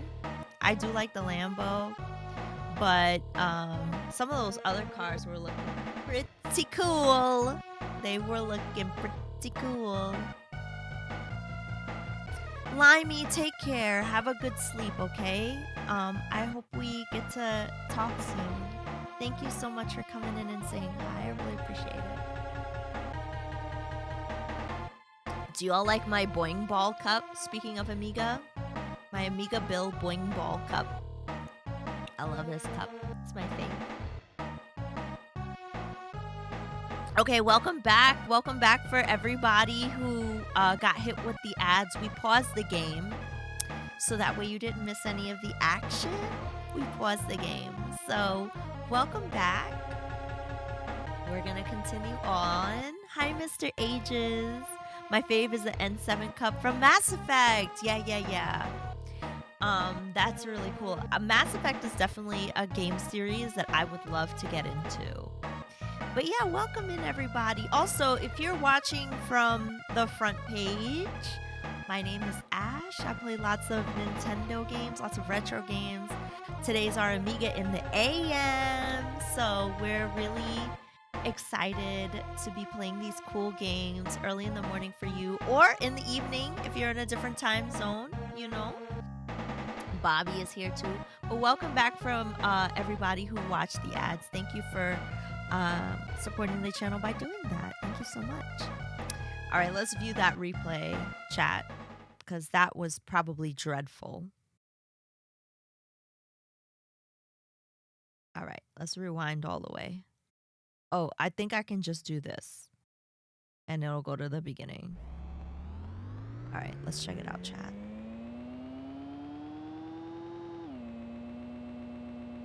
I like the sound effects too. Oh, I see how it says the helicopter. And that's where I can do like, oh, you chat, check it out. I love that it has like a little icon for each different style of view that you're getting. That's from the car. That's from the helicopter. Oh, that one's kind of... So that's from like a helicopter view. That's pretty cool. Okay, wait, let's check it out from here.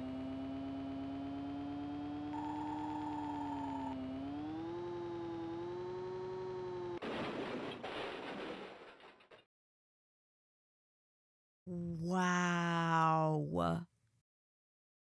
That was pretty bad. That was pretty bad. Wait, let's go back again. Physics, please. Okay. Let's see from the TV view, the cameraman view.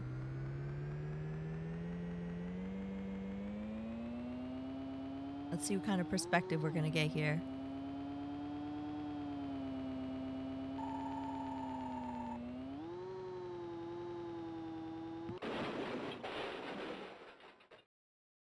Oh my gosh.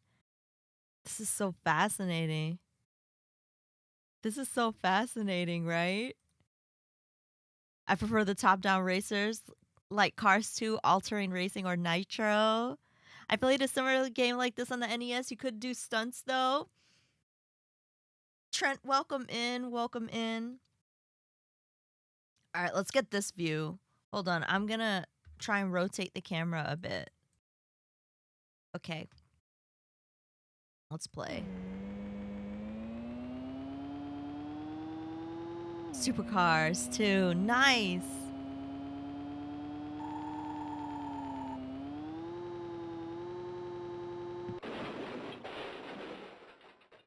All-terrain racing. You like that one too, Cammy? That was pretty awesome. I think my favorite view for this particular one though was definitely the helicopter. That one was really, really good. Ooh, Stunt High Old School J, welcome. Look at how I totally mashed up the car. That was such a bad, oh, that was so bad. I'm doing great, Trent. I'm doing very well. How are you? I hope you're having a wonderful day today. Thanks so much for coming in and saying hi. Yeah, we're trying out 4D racing. 4D race. I can see why they call it 4D racing. It's pretty awesome. All right. Let's give it one more go. You made so many tracks for this? That's awesome. I would love to try and build my own track. That is really freaking cool. Okay. Menu. I'm gonna wait for it to load up a new game. No restart here. Did the game, I think the game might have oh, no, it didn't freeze. Okay. Let's try. Hopefully this time we'll make that jump. The editor is straightforward to use. Nice. Yeah, I'd like to try it.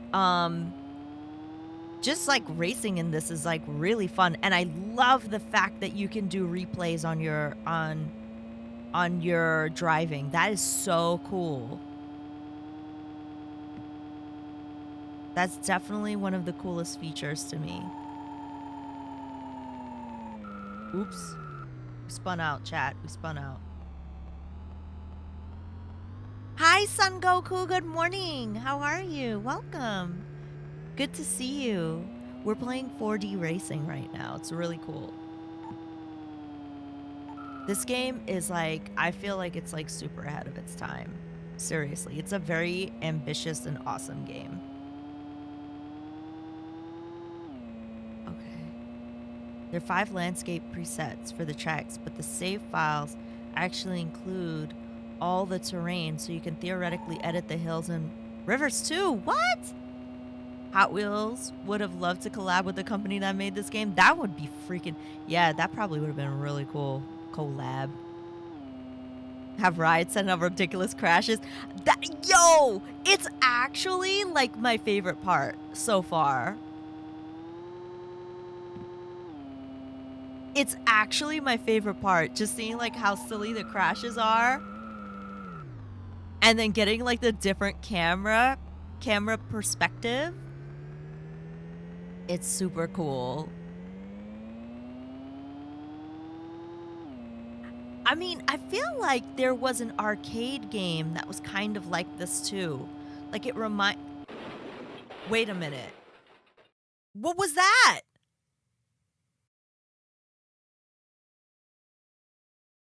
Huh? I just thought it was the road. Did I miss something? Bobby's gonna take the wheel. Finn! Hello, Finn. Welcome. You were going the wrong way? Oh God, was I? Miss Crixie, hello, welcome. Oh, hi Finn, welcome. King Smashington, hello. How are you? How was your broadcast? It's nice to see you. We just did an awesome streamer hour with FractalMindMike, which was really fun. And now we're just doing some Amiga in the AM. How was your broadcast? What'd you play today? What did you play? Thank you so much for choosing our channel. It's really nice to see you. I hope you had a good one. Everyone from my channel, make sure to follow Phenomenon, who's awesome. We did an awesome streamer hour together. We also did co-op River City Ransom. Finn taught me how to play the game and we beat it together. And it was really great. You're almost done with Final Fantasy VIII. Let's freaking go. Oh, that's really great. That is really awesome. Yeah, Mike was on earlier. We did an awesome streamer hour. It was really fun. And we talked about all kinds of cool stuff. But yeah, make sure to follow Phenomenon. Finn is really, really, really wonderful. Plays lots of RPGs, lots of retro games. Plays lots of cool stuff. So yeah, and has 2 cute kitty cats. Bobby's right here, if you couldn't already tell. She's right here. She's looking at me like, why did you grab my tail? Wampasaurus, hi, welcome. I hope we all had fun today. Did you do any Triple Triad games? Y'all know how much I love Triple Triad. I love, love, love. So we're playing this game today, everyone. Right now. It's called 4D Racing. It's like one of the coolest games because you can do replays on the driving that you did on the course and change the camera angle and see how ridiculous it looked when you crashed the car. It's so good. Good morning, Toddy. Hello. Triple Triad got a bunch of weird rule spread, so I avoided it tonight. Yeah, that's the thing. When you go to different when you go to different territories, the rules do change. And then sometimes if you play people, you'll get some weird rule sets. I definitely know what you mean. There was some areas where I would only play a game if I knew I could save immediately before the match, cuz I was not going to lose any of my, you know, hard fought for cards, you know? So I totally feel you on that. So let's check out the replay. I want to show you this really cool replay feature that's in the game. It's super awesome.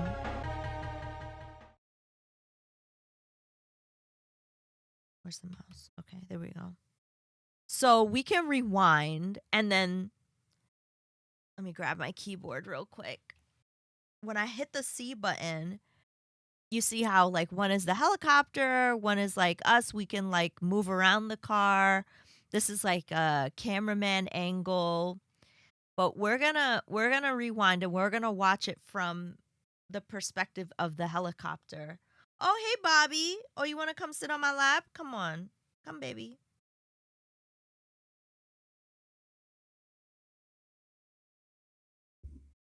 Okay. It's pretty cool. It's pretty cool. Okay. I had to make sure she sat down first. Otherwise, everything's going to fall. So we're going to rewind here. Hey, Bobby. Hello. Oh, duh.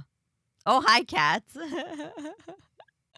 M Catastrophe, hello, welcome. Okay. So I just press C and it changes the perspective, and then I can use the mouse to kind of like, for this one, I can use it to rotate, which is pretty cool.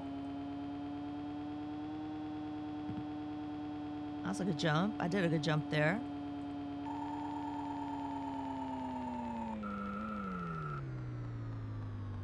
I think hard driving is the arcade game. Yeah! What year was this? I don't know. Does anybody know what year this game came out?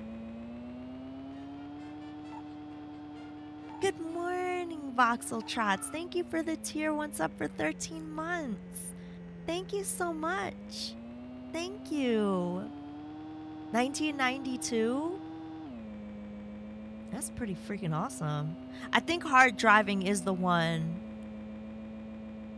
All right, wait. I want to change back to the yeah, this is a good one. The helicopter. Thank you so much, Voxel Trots. How are you? Thank you for the 13 months of support. I really appreciate that.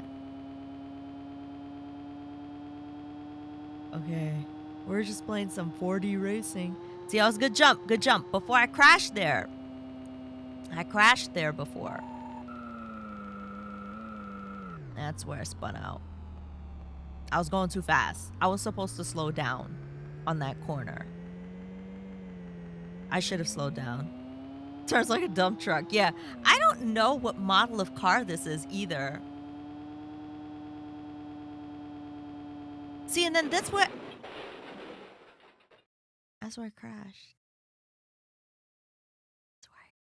That's where I crashed, chat. Yeah, I could see that. Maybe we could change it to a different angle. Let's see what the TV angle's got to say about this.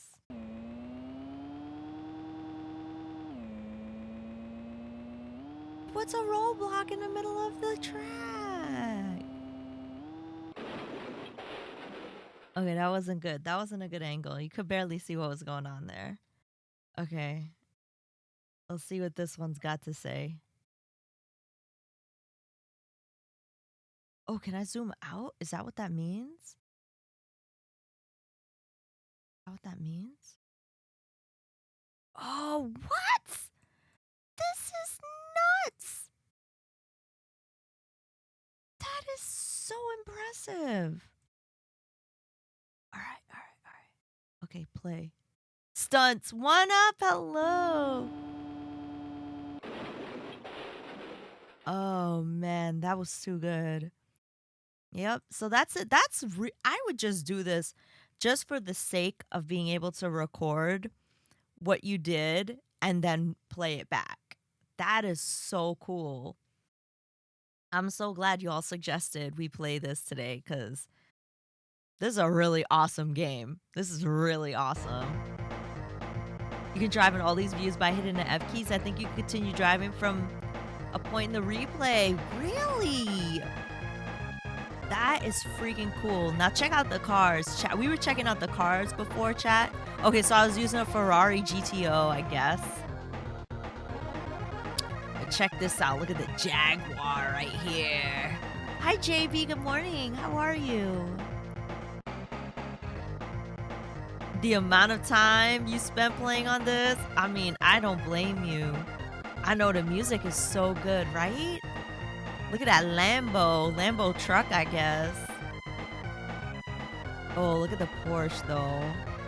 And we can change the color, too. Phew. $275,000.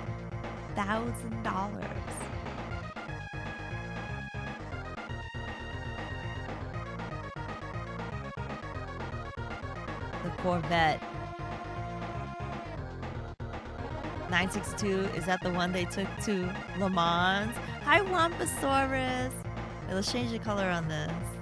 I kind of like it in green, chat. I kind of like it in the green. I like this, like, dithering effect, too. Is that what you would call it? Like, the kind of, like, the way that they did the shading? Is that, like, the dithering effect? Hey, Bobby.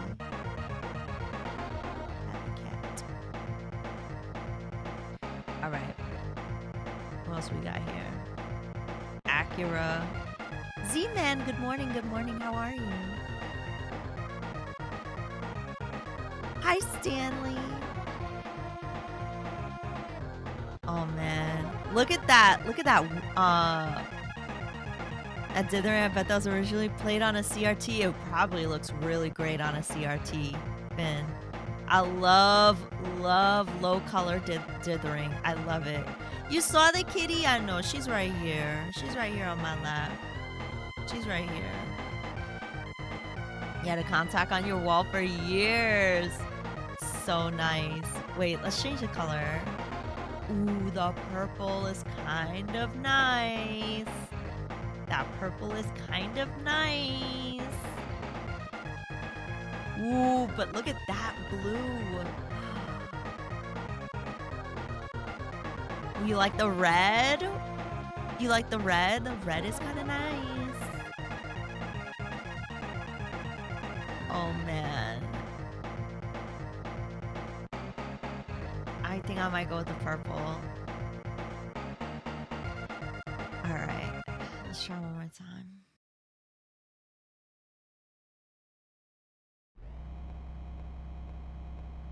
The red one goes faster. A synthwave magenta was fire. All right. I think this is all automatic because I'm not shifting gears at all. It's doing it for me.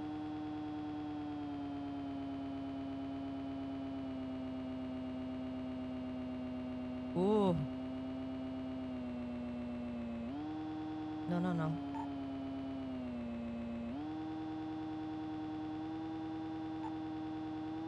Okay.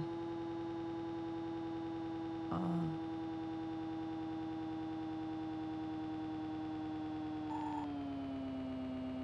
Okay, we did it this time. All right.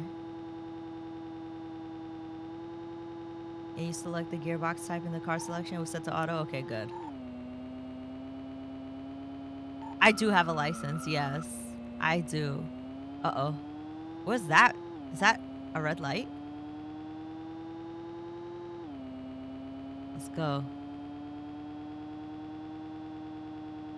I do. But I wouldn't call myself a very experienced driver. Okay. Uh-oh. What's that up there? This is kind of fun. Bill! Amiga! Oh my god, wait, Bill! Have you played this game before? It's so good. Bill, wait. I got my Bill cup. Look, I got my Amiga Bill cup. Oh my gosh, this game is so good. I'm driving like a pro. I learned after all those times I crashed. Oh no. Wait, please. Thank you so much for the oh, Bobby had enough. Bobby had enough. She's like, I gotta go. Thank you for the tier 1 sub for 39 months, Bill. Thank you so much. I really appreciate that. 39 months. Oh my goodness. Thank you so much. This game is freaking awesome. I crashed a bunch of times and we were doing replays on the crash. It was so good. So good. Wait, is this the end?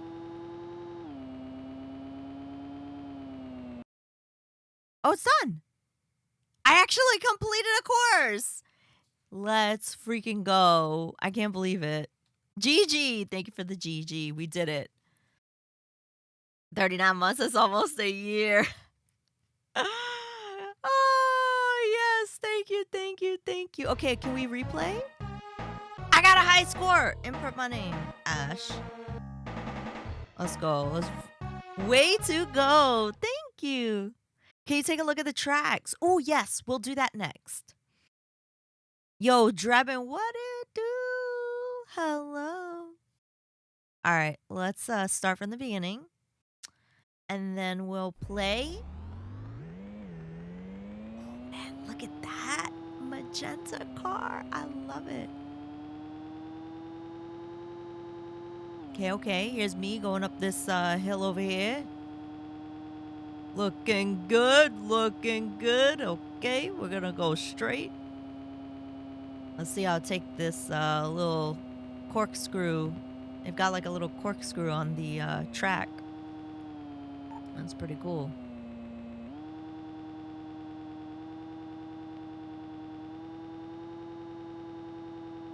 Alright. I definitely slowed down here, chat. I think that's the lesson I learned.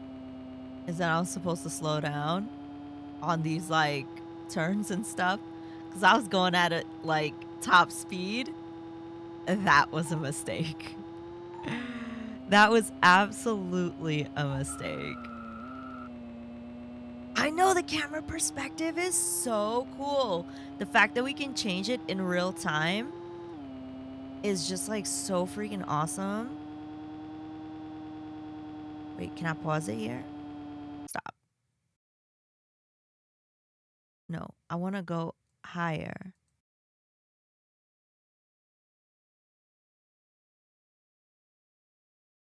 Okay, I think I'm freaking it out. Okay, and then, yeah, there we go. Okay, play. Hi, Sim. Good morning. How are you? Welcome. It's nice to see you. I hope you're doing well. We're playing some 4D racing on the Amiga, and I could change the camera perspective. It's such a cool game. I feel like this game is really ahead of its time. Okay, let's see how I did this.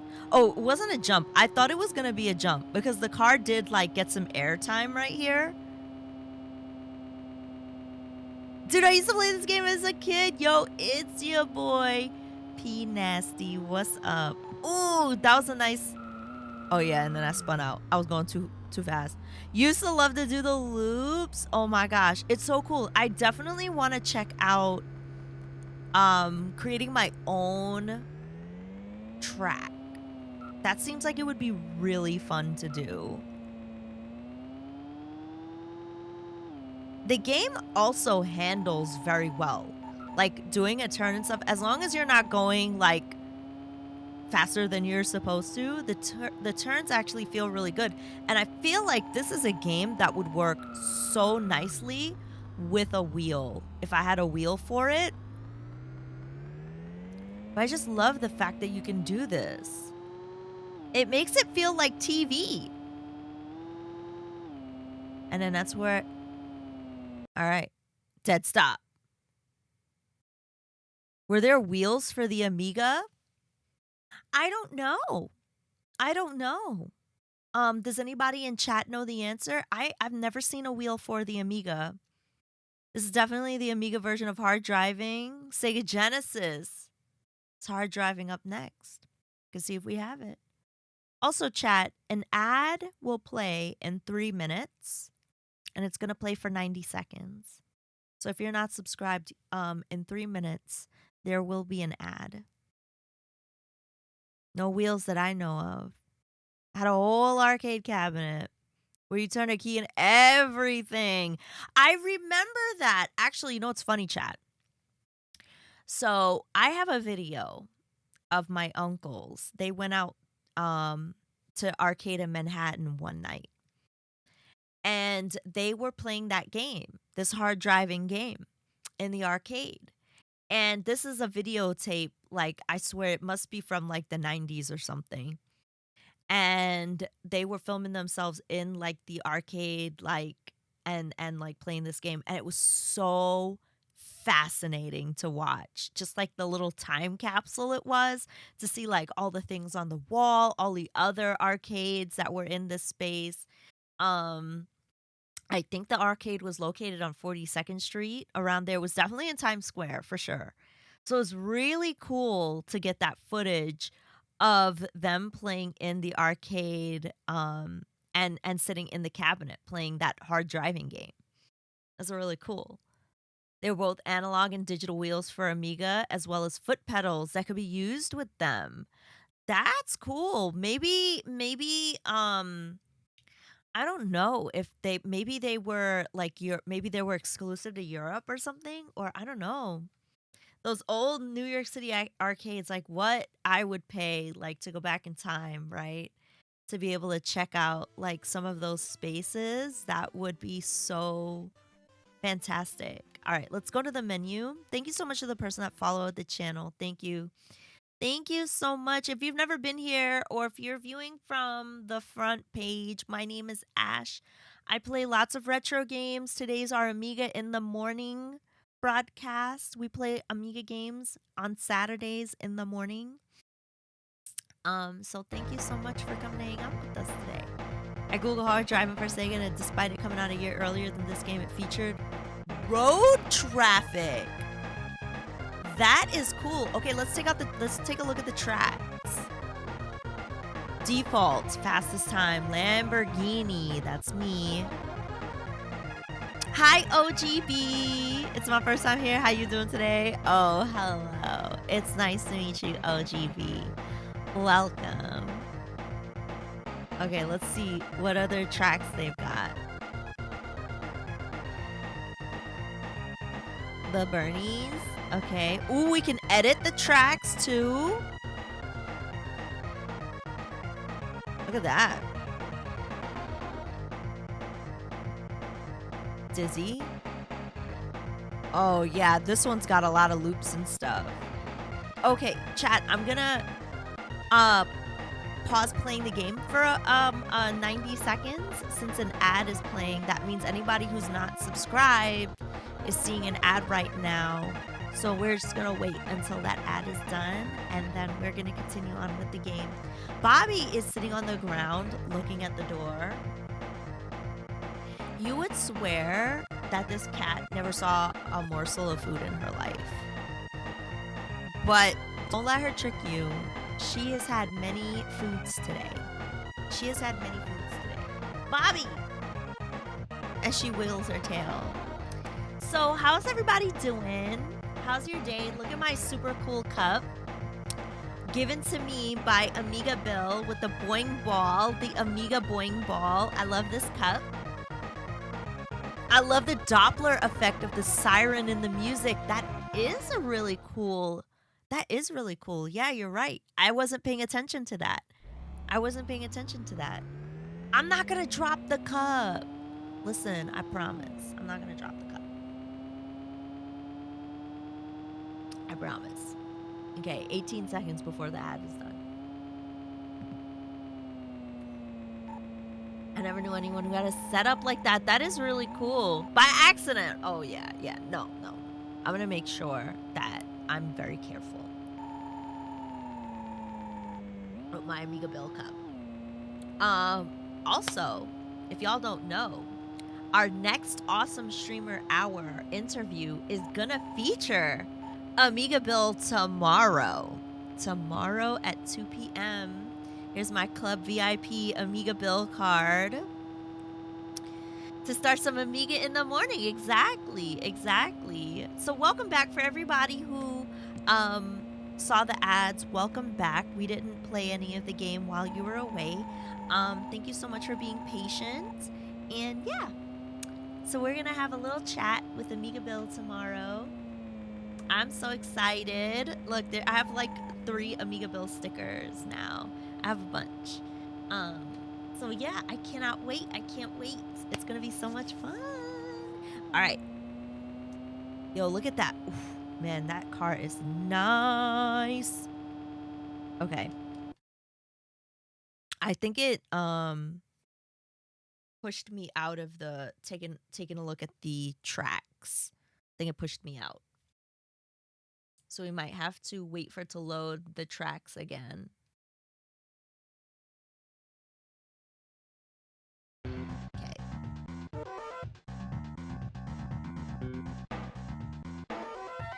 I'll be there in spirit. Brother Bill, you know, that's totally okay. You know why? We're gonna have the VOD. Did you want to be in the retro? Did I forget to change the category? Yes, I did, Finn. Thank you for reminding me. I got so caught up in playing the game that I forgot to change my category. Thank you for letting me know.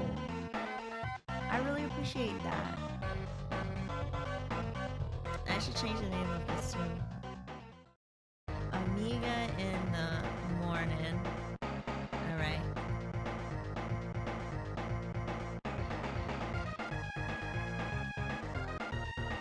Thank you, Finn. I did that during a sponsored stream recently. Okay, old school J, back to sleep for you. Oh my gosh, this was such a great suggestion. Thank you for suggesting this. Oh my gosh, thank you so much, Finn. I was totally not even paying attention to, like, I totally was just like, la, let me play my Amiga games. This could be a talk show. I'd see a 2-seater format. We did do a talk show earlier, Fudge. We were talking to FractalMindMike. Hi, Sparkle. Good morning. How are you? Welcome. It's hard to stay on top of it. Also, yeah, I didn't get a lot of sleep. So, but the show must go on. The show must go on, you know. But thank you so much. That was very helpful. Thank you for letting me know. Yeah, we did a talk show earlier. It was really fun, and I'm gonna do one tomorrow. This week, we're gonna be doing some really cool talk shows.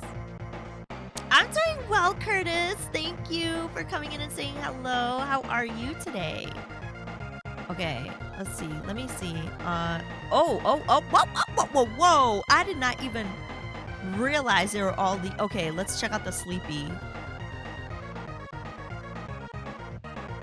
You just got up, Sparkle? Well, I hope you have a good start to your day.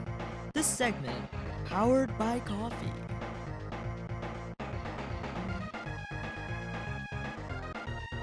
I'm drinking water, though.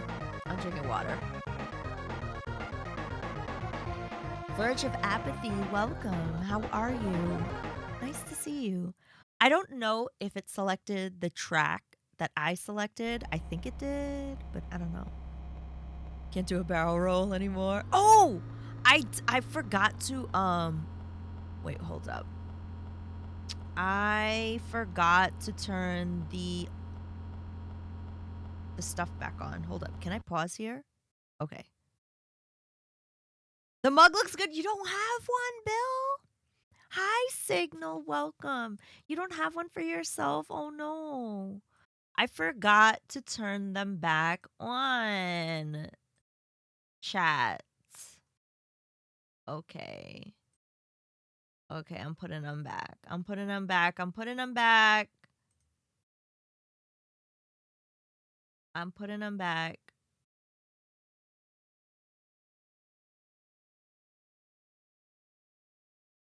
Okay.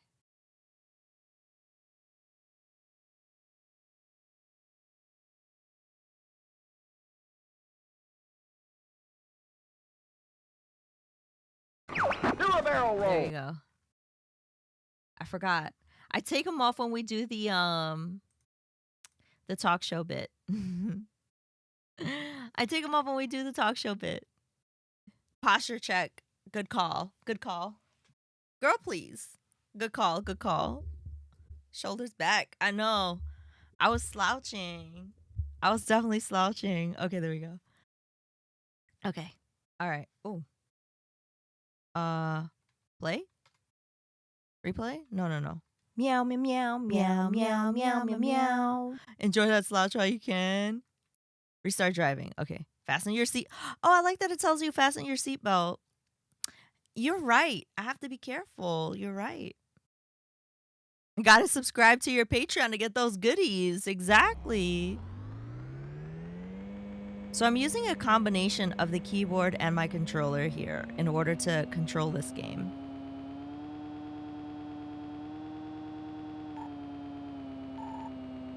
It's actually not, it's really not that bad. Okay, this track is very, got a lot of twists and turns.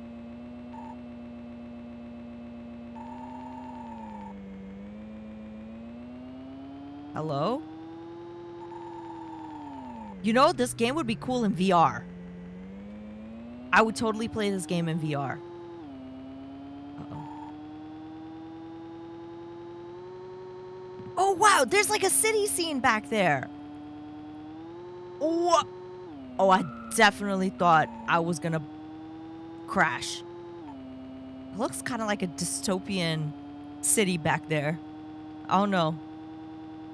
Maybe that's the dithering. Oops. What did I do? This looks so fun. Curtis, it's awesome. With this game as a kid, even though I played it on DOS, 10 frames, 15 frames per second. Uh-oh. I somehow didn't crash. Chat, I didn't crash. Wait, do I turn? What? Do I have to go back? 5 frames or so. Wrong way. Listen, don't tell me how to drive. Was it really on DOS then? I don't know. We're playing the Amiga version. Alright, the game's yelling at me. Hello? Can I go up the street? Please? And skip the parts of the track you don't like?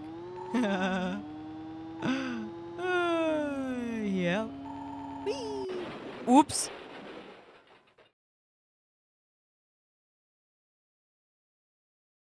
What's the name of it? This is I'm playing 4D racing. 4D sports driving stunts. There's a course with yeah, we did a course with like a corkscrew loop before. All right, well, let's check the replay. Better call your insurance.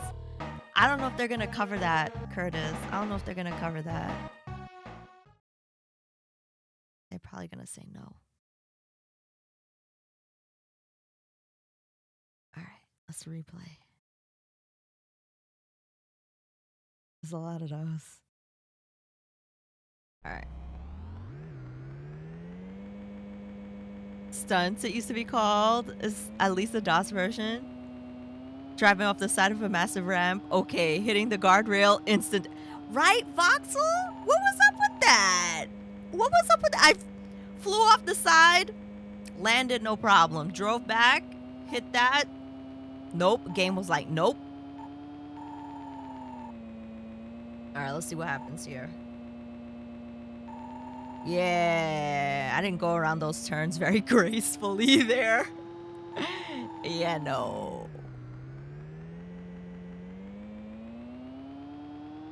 Okay. I think this part was fine. Yeah, that part was fine. Oh, but I got a little airtime there. That was kind of nice. The replay is awesome, and then I can change angles.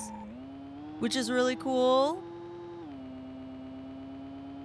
I want to see what happens from this angle when I fall off.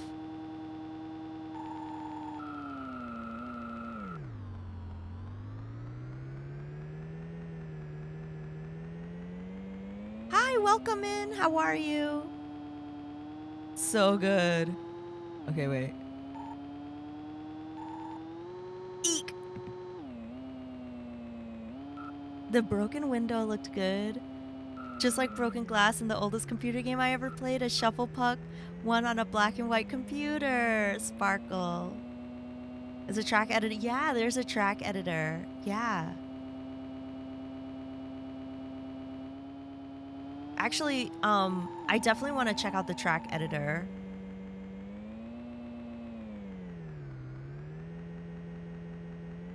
Hi, Faldeed. Welcome.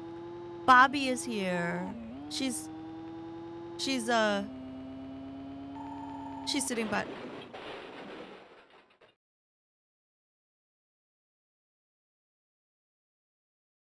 She's sitting by the door. She's sitting by the door. That was no good, chat. That was a bad one. That was a bad crash. She heard me talking about her and she got up. Hey, Bobs. Smashy, smashy. Yeah, we racked up a pretty big repair bill. It's true. I want to see what the course editor looks like. There's a continue driving option. There is. That's cool. Oh, we can also save the replay. That's neat. I love that there's so many different options in this game, chat. Okay, let me take a look at the tracks. And I want to see if we can edit. Let's see what edit. Okay, so hold up. So like, okay, if I click it, it erases.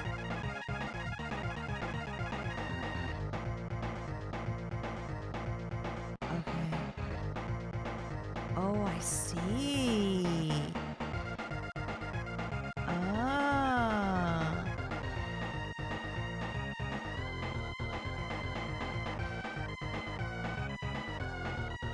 But there's an option to not fasten your seatbelt.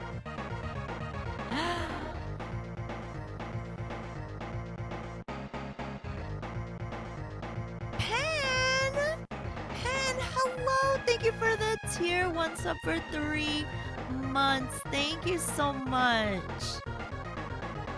Stunts, I think it has different names depending on the console, but this is the Amiga version, and it's called 4D Racing.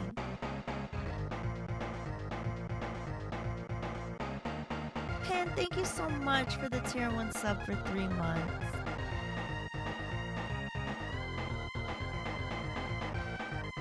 I remember one called Race Driving. Not the same game, but similar. The tiles gives an idea of the available option. Wait, I didn't even... What? I didn't even realize that you could do that, Sokolas. I know, right, Sparkle? I'm super impressed as well.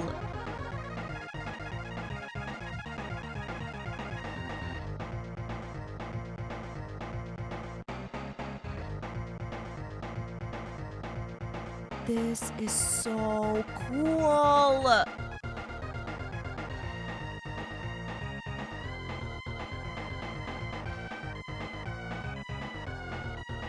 This one guy, hello, welcome. And you can even put, like, buildings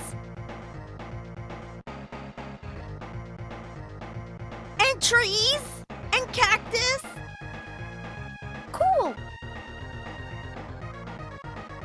This is freaking awesome. How do I delete?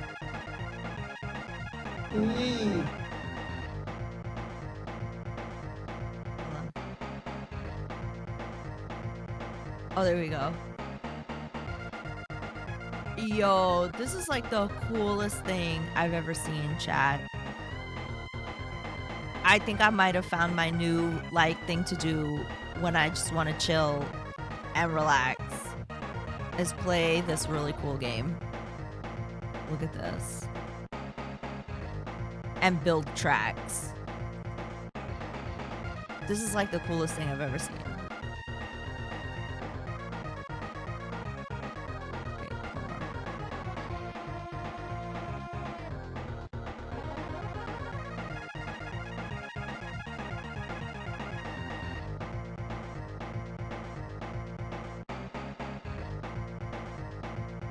What about the horizon option? What's the horizon option? Oh!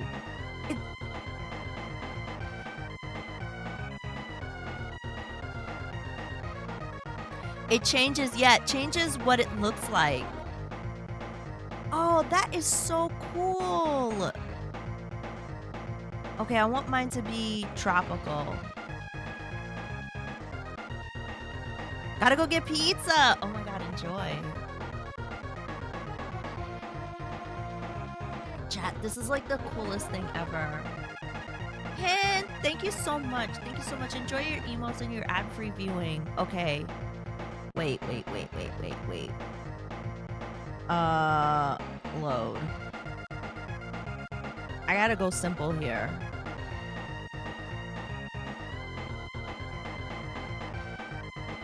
Oh, this was that track that we drove before. Wow, this is big.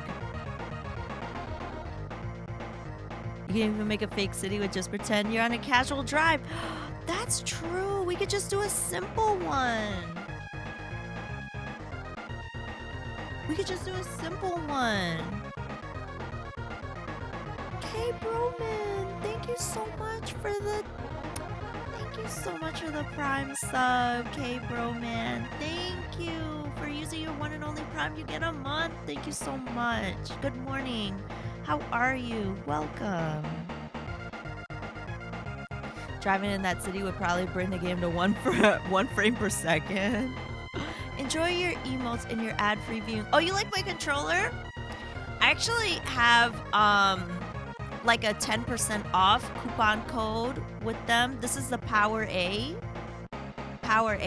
And if you put Ash Said Hi, when you go to buy it, you'll get 10% off. Laser Mink, hello, welcome. Welcome. How are you? I hope you're having a good day today. Going for a drive on Asheville, take that left on Ash Road, and you'll get to Ash Mart. Exactly. All right, let me go. Oh god, default is like... Okay. Don't they have like an easy one to edit? Why are all these so... How do I get clear? How do I get like...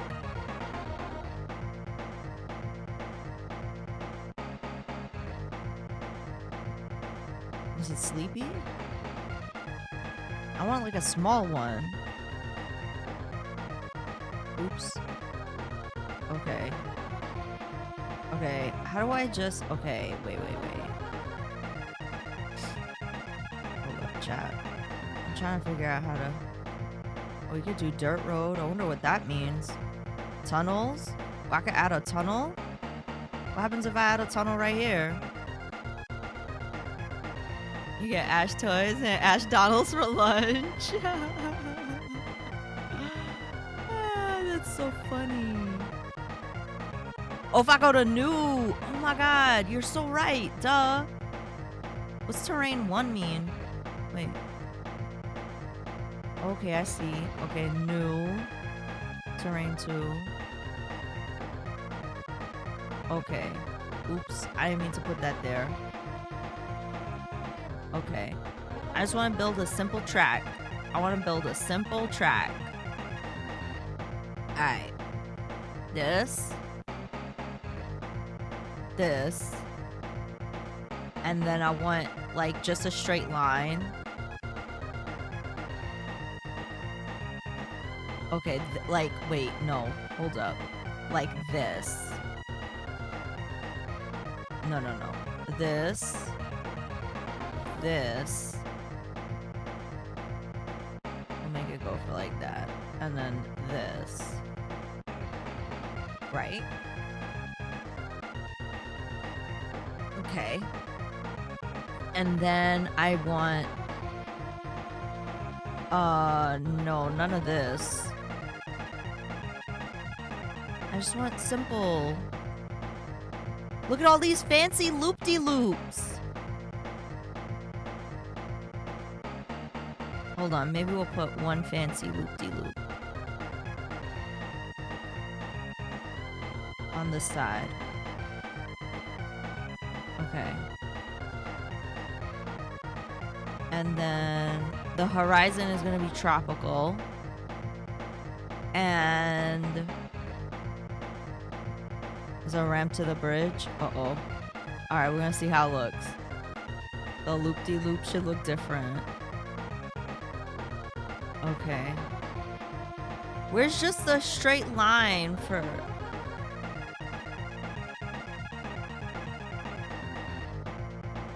Where's just the, like, straight line? Like this. But... Oh, this. Duh, Ash. Come on now. Get it together. Oh, that doesn't work. Alright. Okay. Okay. This is gonna go here. I might take that loop out.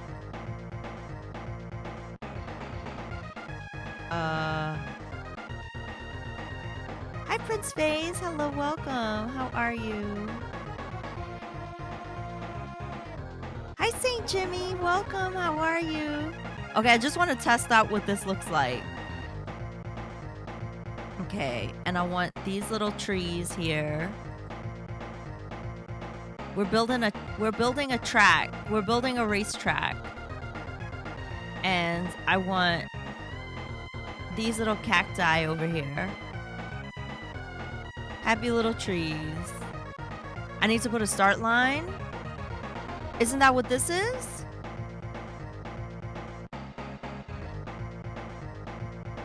Okay.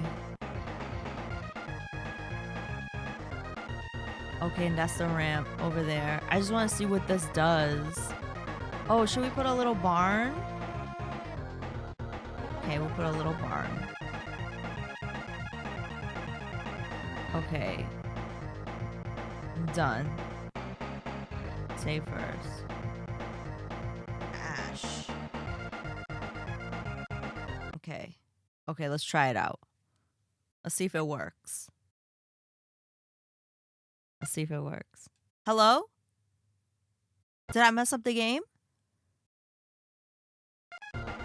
Okay. Okay, done. Can I play it?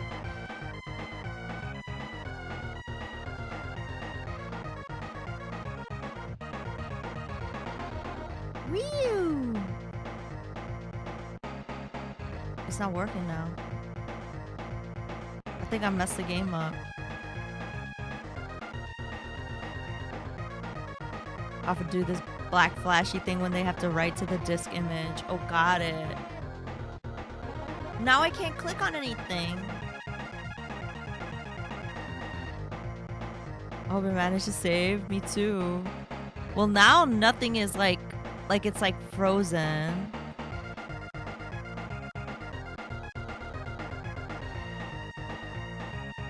Track is too awesome for the game to handle. Sparkle, maybe. Does the keyboard work? It doesn't seem to be doing anything. No. Alright, let's try this. Okay. Let's see if it's saved. It might have saved it. It might have. We'll see.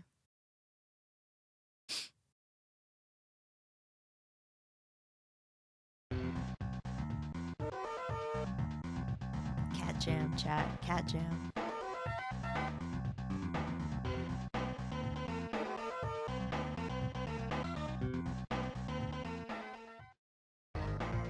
Okay. Let's see if our track is there.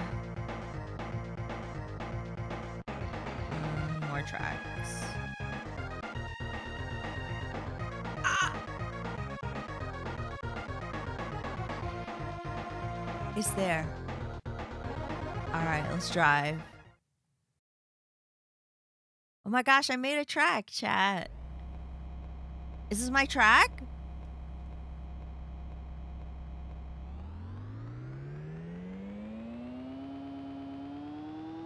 It's my track! Oh god.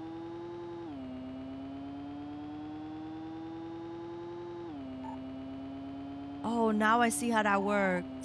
Oh, there's my cactus! There's the cactus I put down. This is the tropical one? There's all my cacti. This is so cool. There's the barn. And there's the trees. There's the happy little trees. Okay, this is officially one of my favorite games now. Chat, this is officially one of my favorite games. Oops.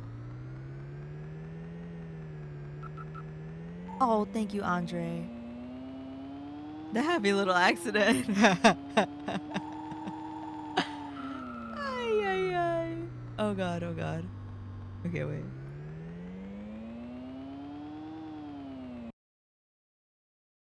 Race driving. Yeah, hard driving, yeah. I think it's essentially the same game. K-Bro Man. Hi, Tex. Welcome. That was so cool. I can't believe I made a chat. Now you know what I'm going to do offline. Now you know what I'm going to do offline. I've got a high score. Ash. Also, chat, this is your 1 minute warning for ads. Ads are going to play in 1 minute. I could never finish a race in hard driving. I always just crash and laugh.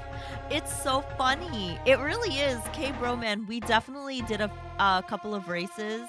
Well, not like races. We did like a couple of drive. You know, we test drived in some of the tracks, and it was really fun. Wampasaurus, have a good night. Take care. Thanks so much for hanging out. Thank you, thank you, thank you. We test drove some of the tracks, and we're testing out some of the cars and stuff. It was really cool. It was really, really freaking cool. Yeah, thank you so much. Thank you so much for hanging out. I really appreciate that. This game is so cool, chat. I really love this game. I really love it a lot. I really, really love it. All right. I do think, chat, I might end a little bit. I might end a little bit early. Hi Jay Nix. Not right now, but maybe just a little bit earlier than normal. Actually, you know what? No, I only no, I won't. I won't end a little early. Never mind, never mind. But I will pause here because ads are playing. So for anybody who's not subscribed, you might be seeing ads right now. You'll see ads for 90 seconds. For anybody who is subscribed, thank you for your subscription and thank you for supporting the channel. And thank you to the people who are sending through the ads right now because that does support the channel. So thank you for doing that. But yeah, Sokolas, thank you for suggesting that game. I hope the ads are good. I hope they are too. This game is super freaking fun. I really love it. I really love it. Definitely new here, J Nix. Well, welcome in, new. Welcome in. But yeah, this game is super duper fun. Like, I did not expect to love it that much. I love the editor. I'm definitely going to sit down and check that editor out. Like, really, really test everything out and see, like, what happens if I put this or what happens if I do that. It's really cool. I didn't expect it to be so robust, to be honest with you. It's like super robust. And the fact that you can replay and like, I want to make like loop-de-loops and see how many different ways I could crash the car. It's just so funny. I wish I could do this with like a wheel. And I wish I could like figure out a way to do this with like VR. That would have been really cool. Commercial audio over. Stream. That was weird. Oh, weird. That is weird. What game is it? It's called 4D Racing. J-Nix. We were playing 4D Racing. Okay, welcome back though to all the people who saw the ads. Thank you so much for watching those ads and supporting the channel. Yes, 4D Sports Driving. That's what we were playing. 4D Sports Boxing, 3D World Tennis. Wait, 4D Sports Driving and 4D Boxing. So yeah, that's the one we were playing. 4D Sports Driving. Really cool. Looks like it's a rainy day today.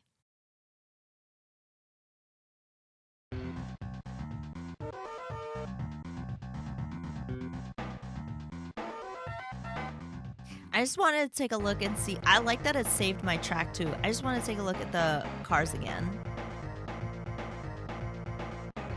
That one is real nice. Wait, I want to see the different colors. Teal, green. I do like the cars in green. Some of these cars in green are really, really nice. But that purple, the Ferrari in purple is really nice. I think this one is better in red. Yeah, that one's definitely better in red.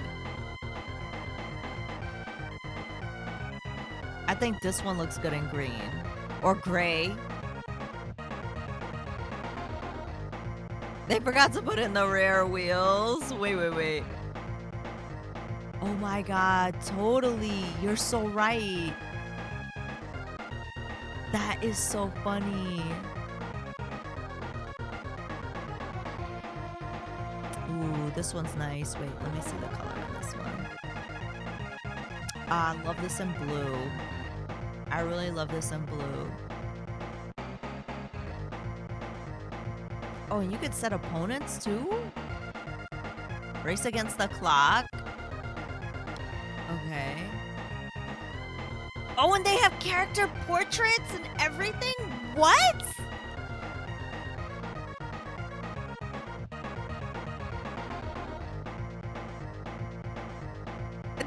This guy's name is Her Auto Parts.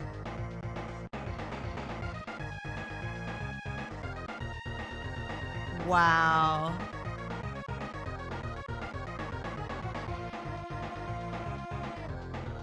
Oh my gosh. Helen Wheels likes bumper cars. Oh, this is so funny.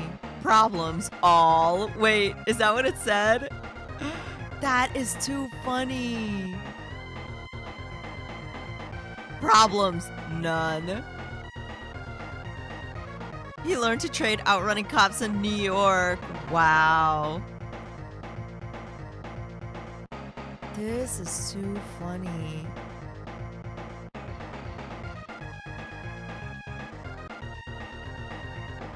And then I guess I can choose the car for them. Ooh, I like the Acura.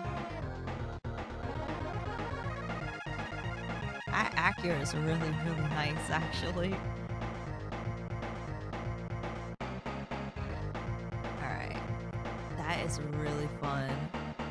Oops, I didn't mean to hit car again. Alright. 60K was hella money for a car back then. Heck yeah. Yo, DB, what's up? Oh. It quit on us. Oops. Yo, what up? What up, DB? Mr. Wolf's car from Pulp Fiction. I hope you're having a good start to your day. Welcome. All right. The game was too strong. The game was too strong. All right, let's drive. Maybe we can't put an opponent in? I don't know. We'll see. Is it gonna... Oh, this is like the default track. The Kazakh, hey Ash in chat, 4D sports driving. I put a bit of time into that. Also 4D sports boxing. I know, I was looking at that. The real opponent is the Amiga itself. Ain't that the truth? You got the weekend off. Yo, making a little brunch. That sounds good, DB. I love it. The Kazakh, this game is freaking amazing. I love it. I love this game so much. It's so good. I love that we can make our own tracks too. It's so awesome.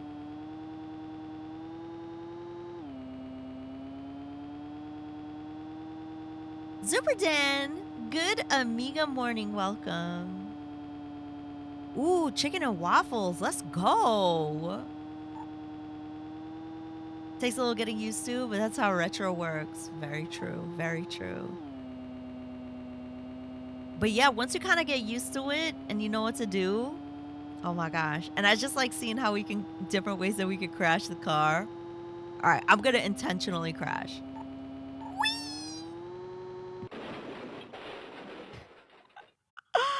It's just so funny. It's so funny. Because I want to do the replay. Whee! We indeed. I'll make that a sound. I gotta make that a sound, chat. I gotta make that a sound. That was too good. All right, I want to see the replay. Impact speed 123 miles an hour. Dag. Complete with crash sound at the end. Elapsed time. Crash. Before everyone had airbags. All right, let's check it out from the. Let's check it out from the helicopter. All right, so far pretty normal, you know.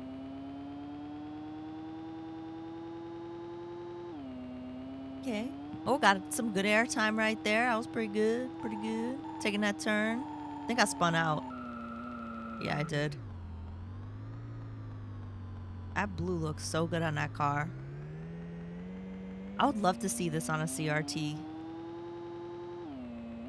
I would love to see how this looks on a CRT. I'm sure it looks really good.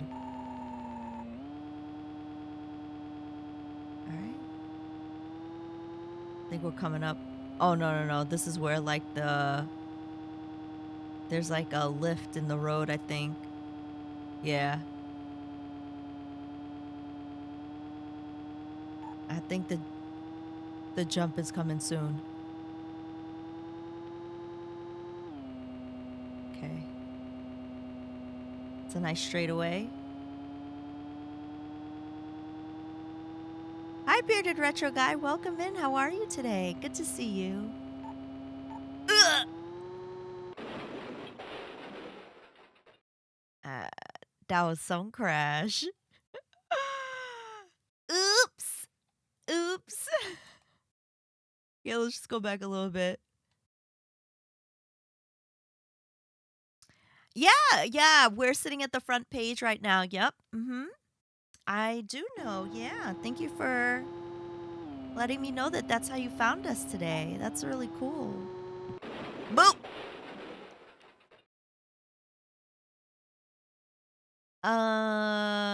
Yeah. About that.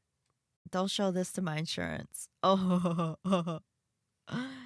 In the Amiga game Indianapolis 500, I typically set my car to be invincible and crashed all the opponents so I could win by default.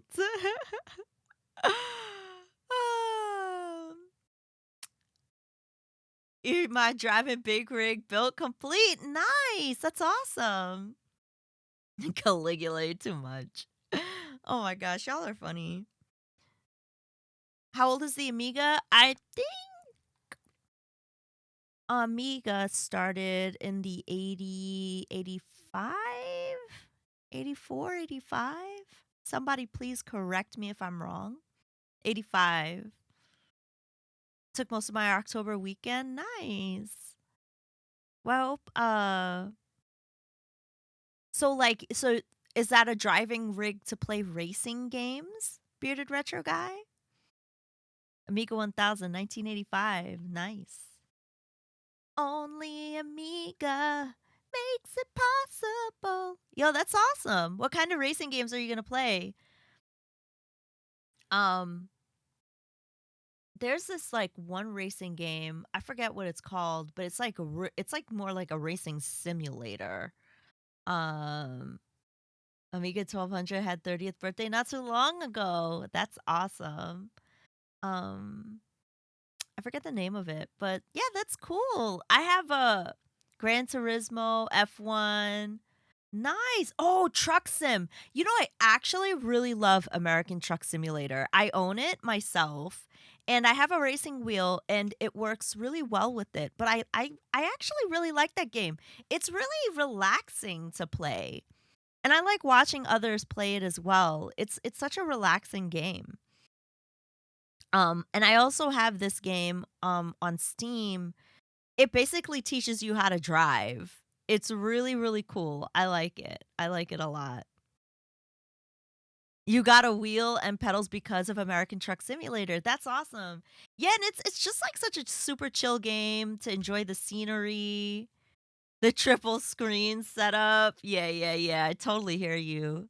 I mean, it's enticing because it's really makes you feel immersed into the game, you know? So that's really cool. I'm glad that you got that you're enjoying it. That's really cool. All right, let's see if we can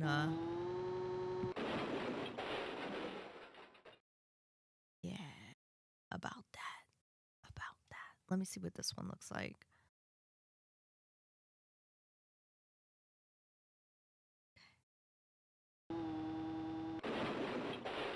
I'm interested in the wheel setup that Cammy was talking about. I definitely want to do a Google search on it, Bill. I definitely do. I definitely do. Okay, chat. I know some of you all just got here, but I'm really exhausted. No, sorry, wrong scene. I'm really tired, and a little hungry. So, oh, thank you so much to the person that followed. Hi, Core. Good morning. I'm really exhausted, so I'm gonna go. Oh, Core. By the way, I finished Voyager.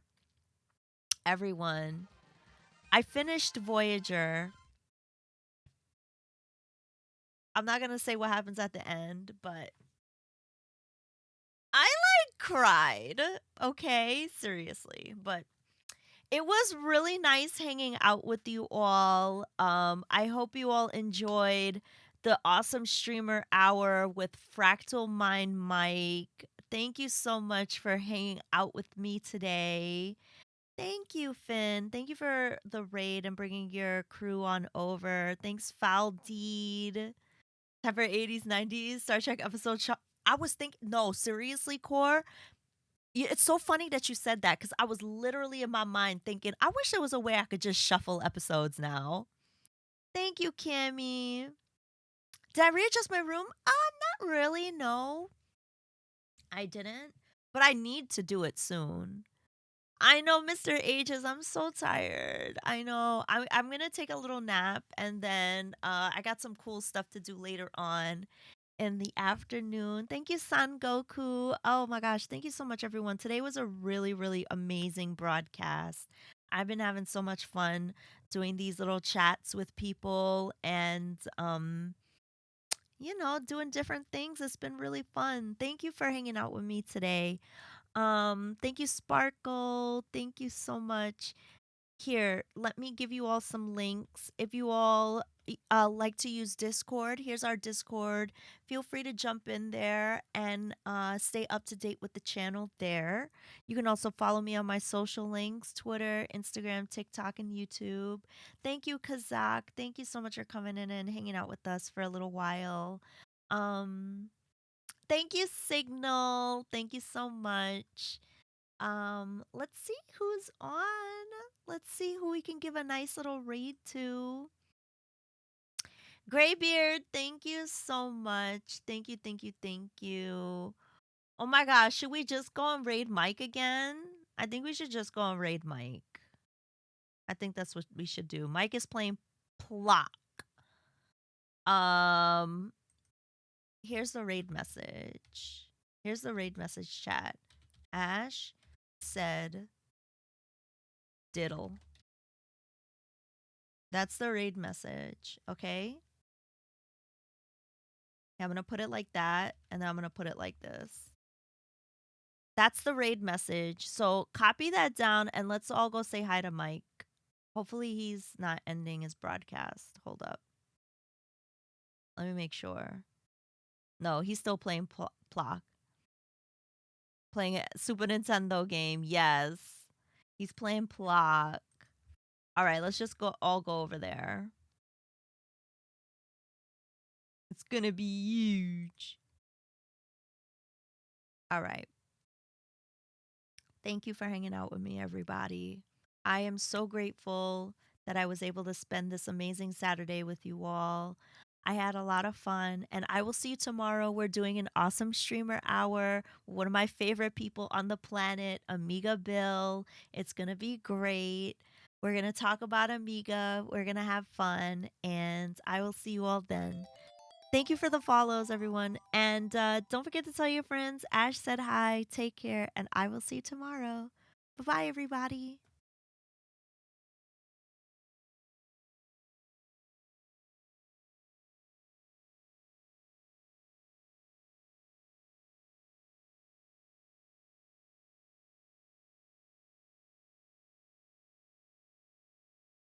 If it's like information that I would get from the manual, like about, holy crap, Ash.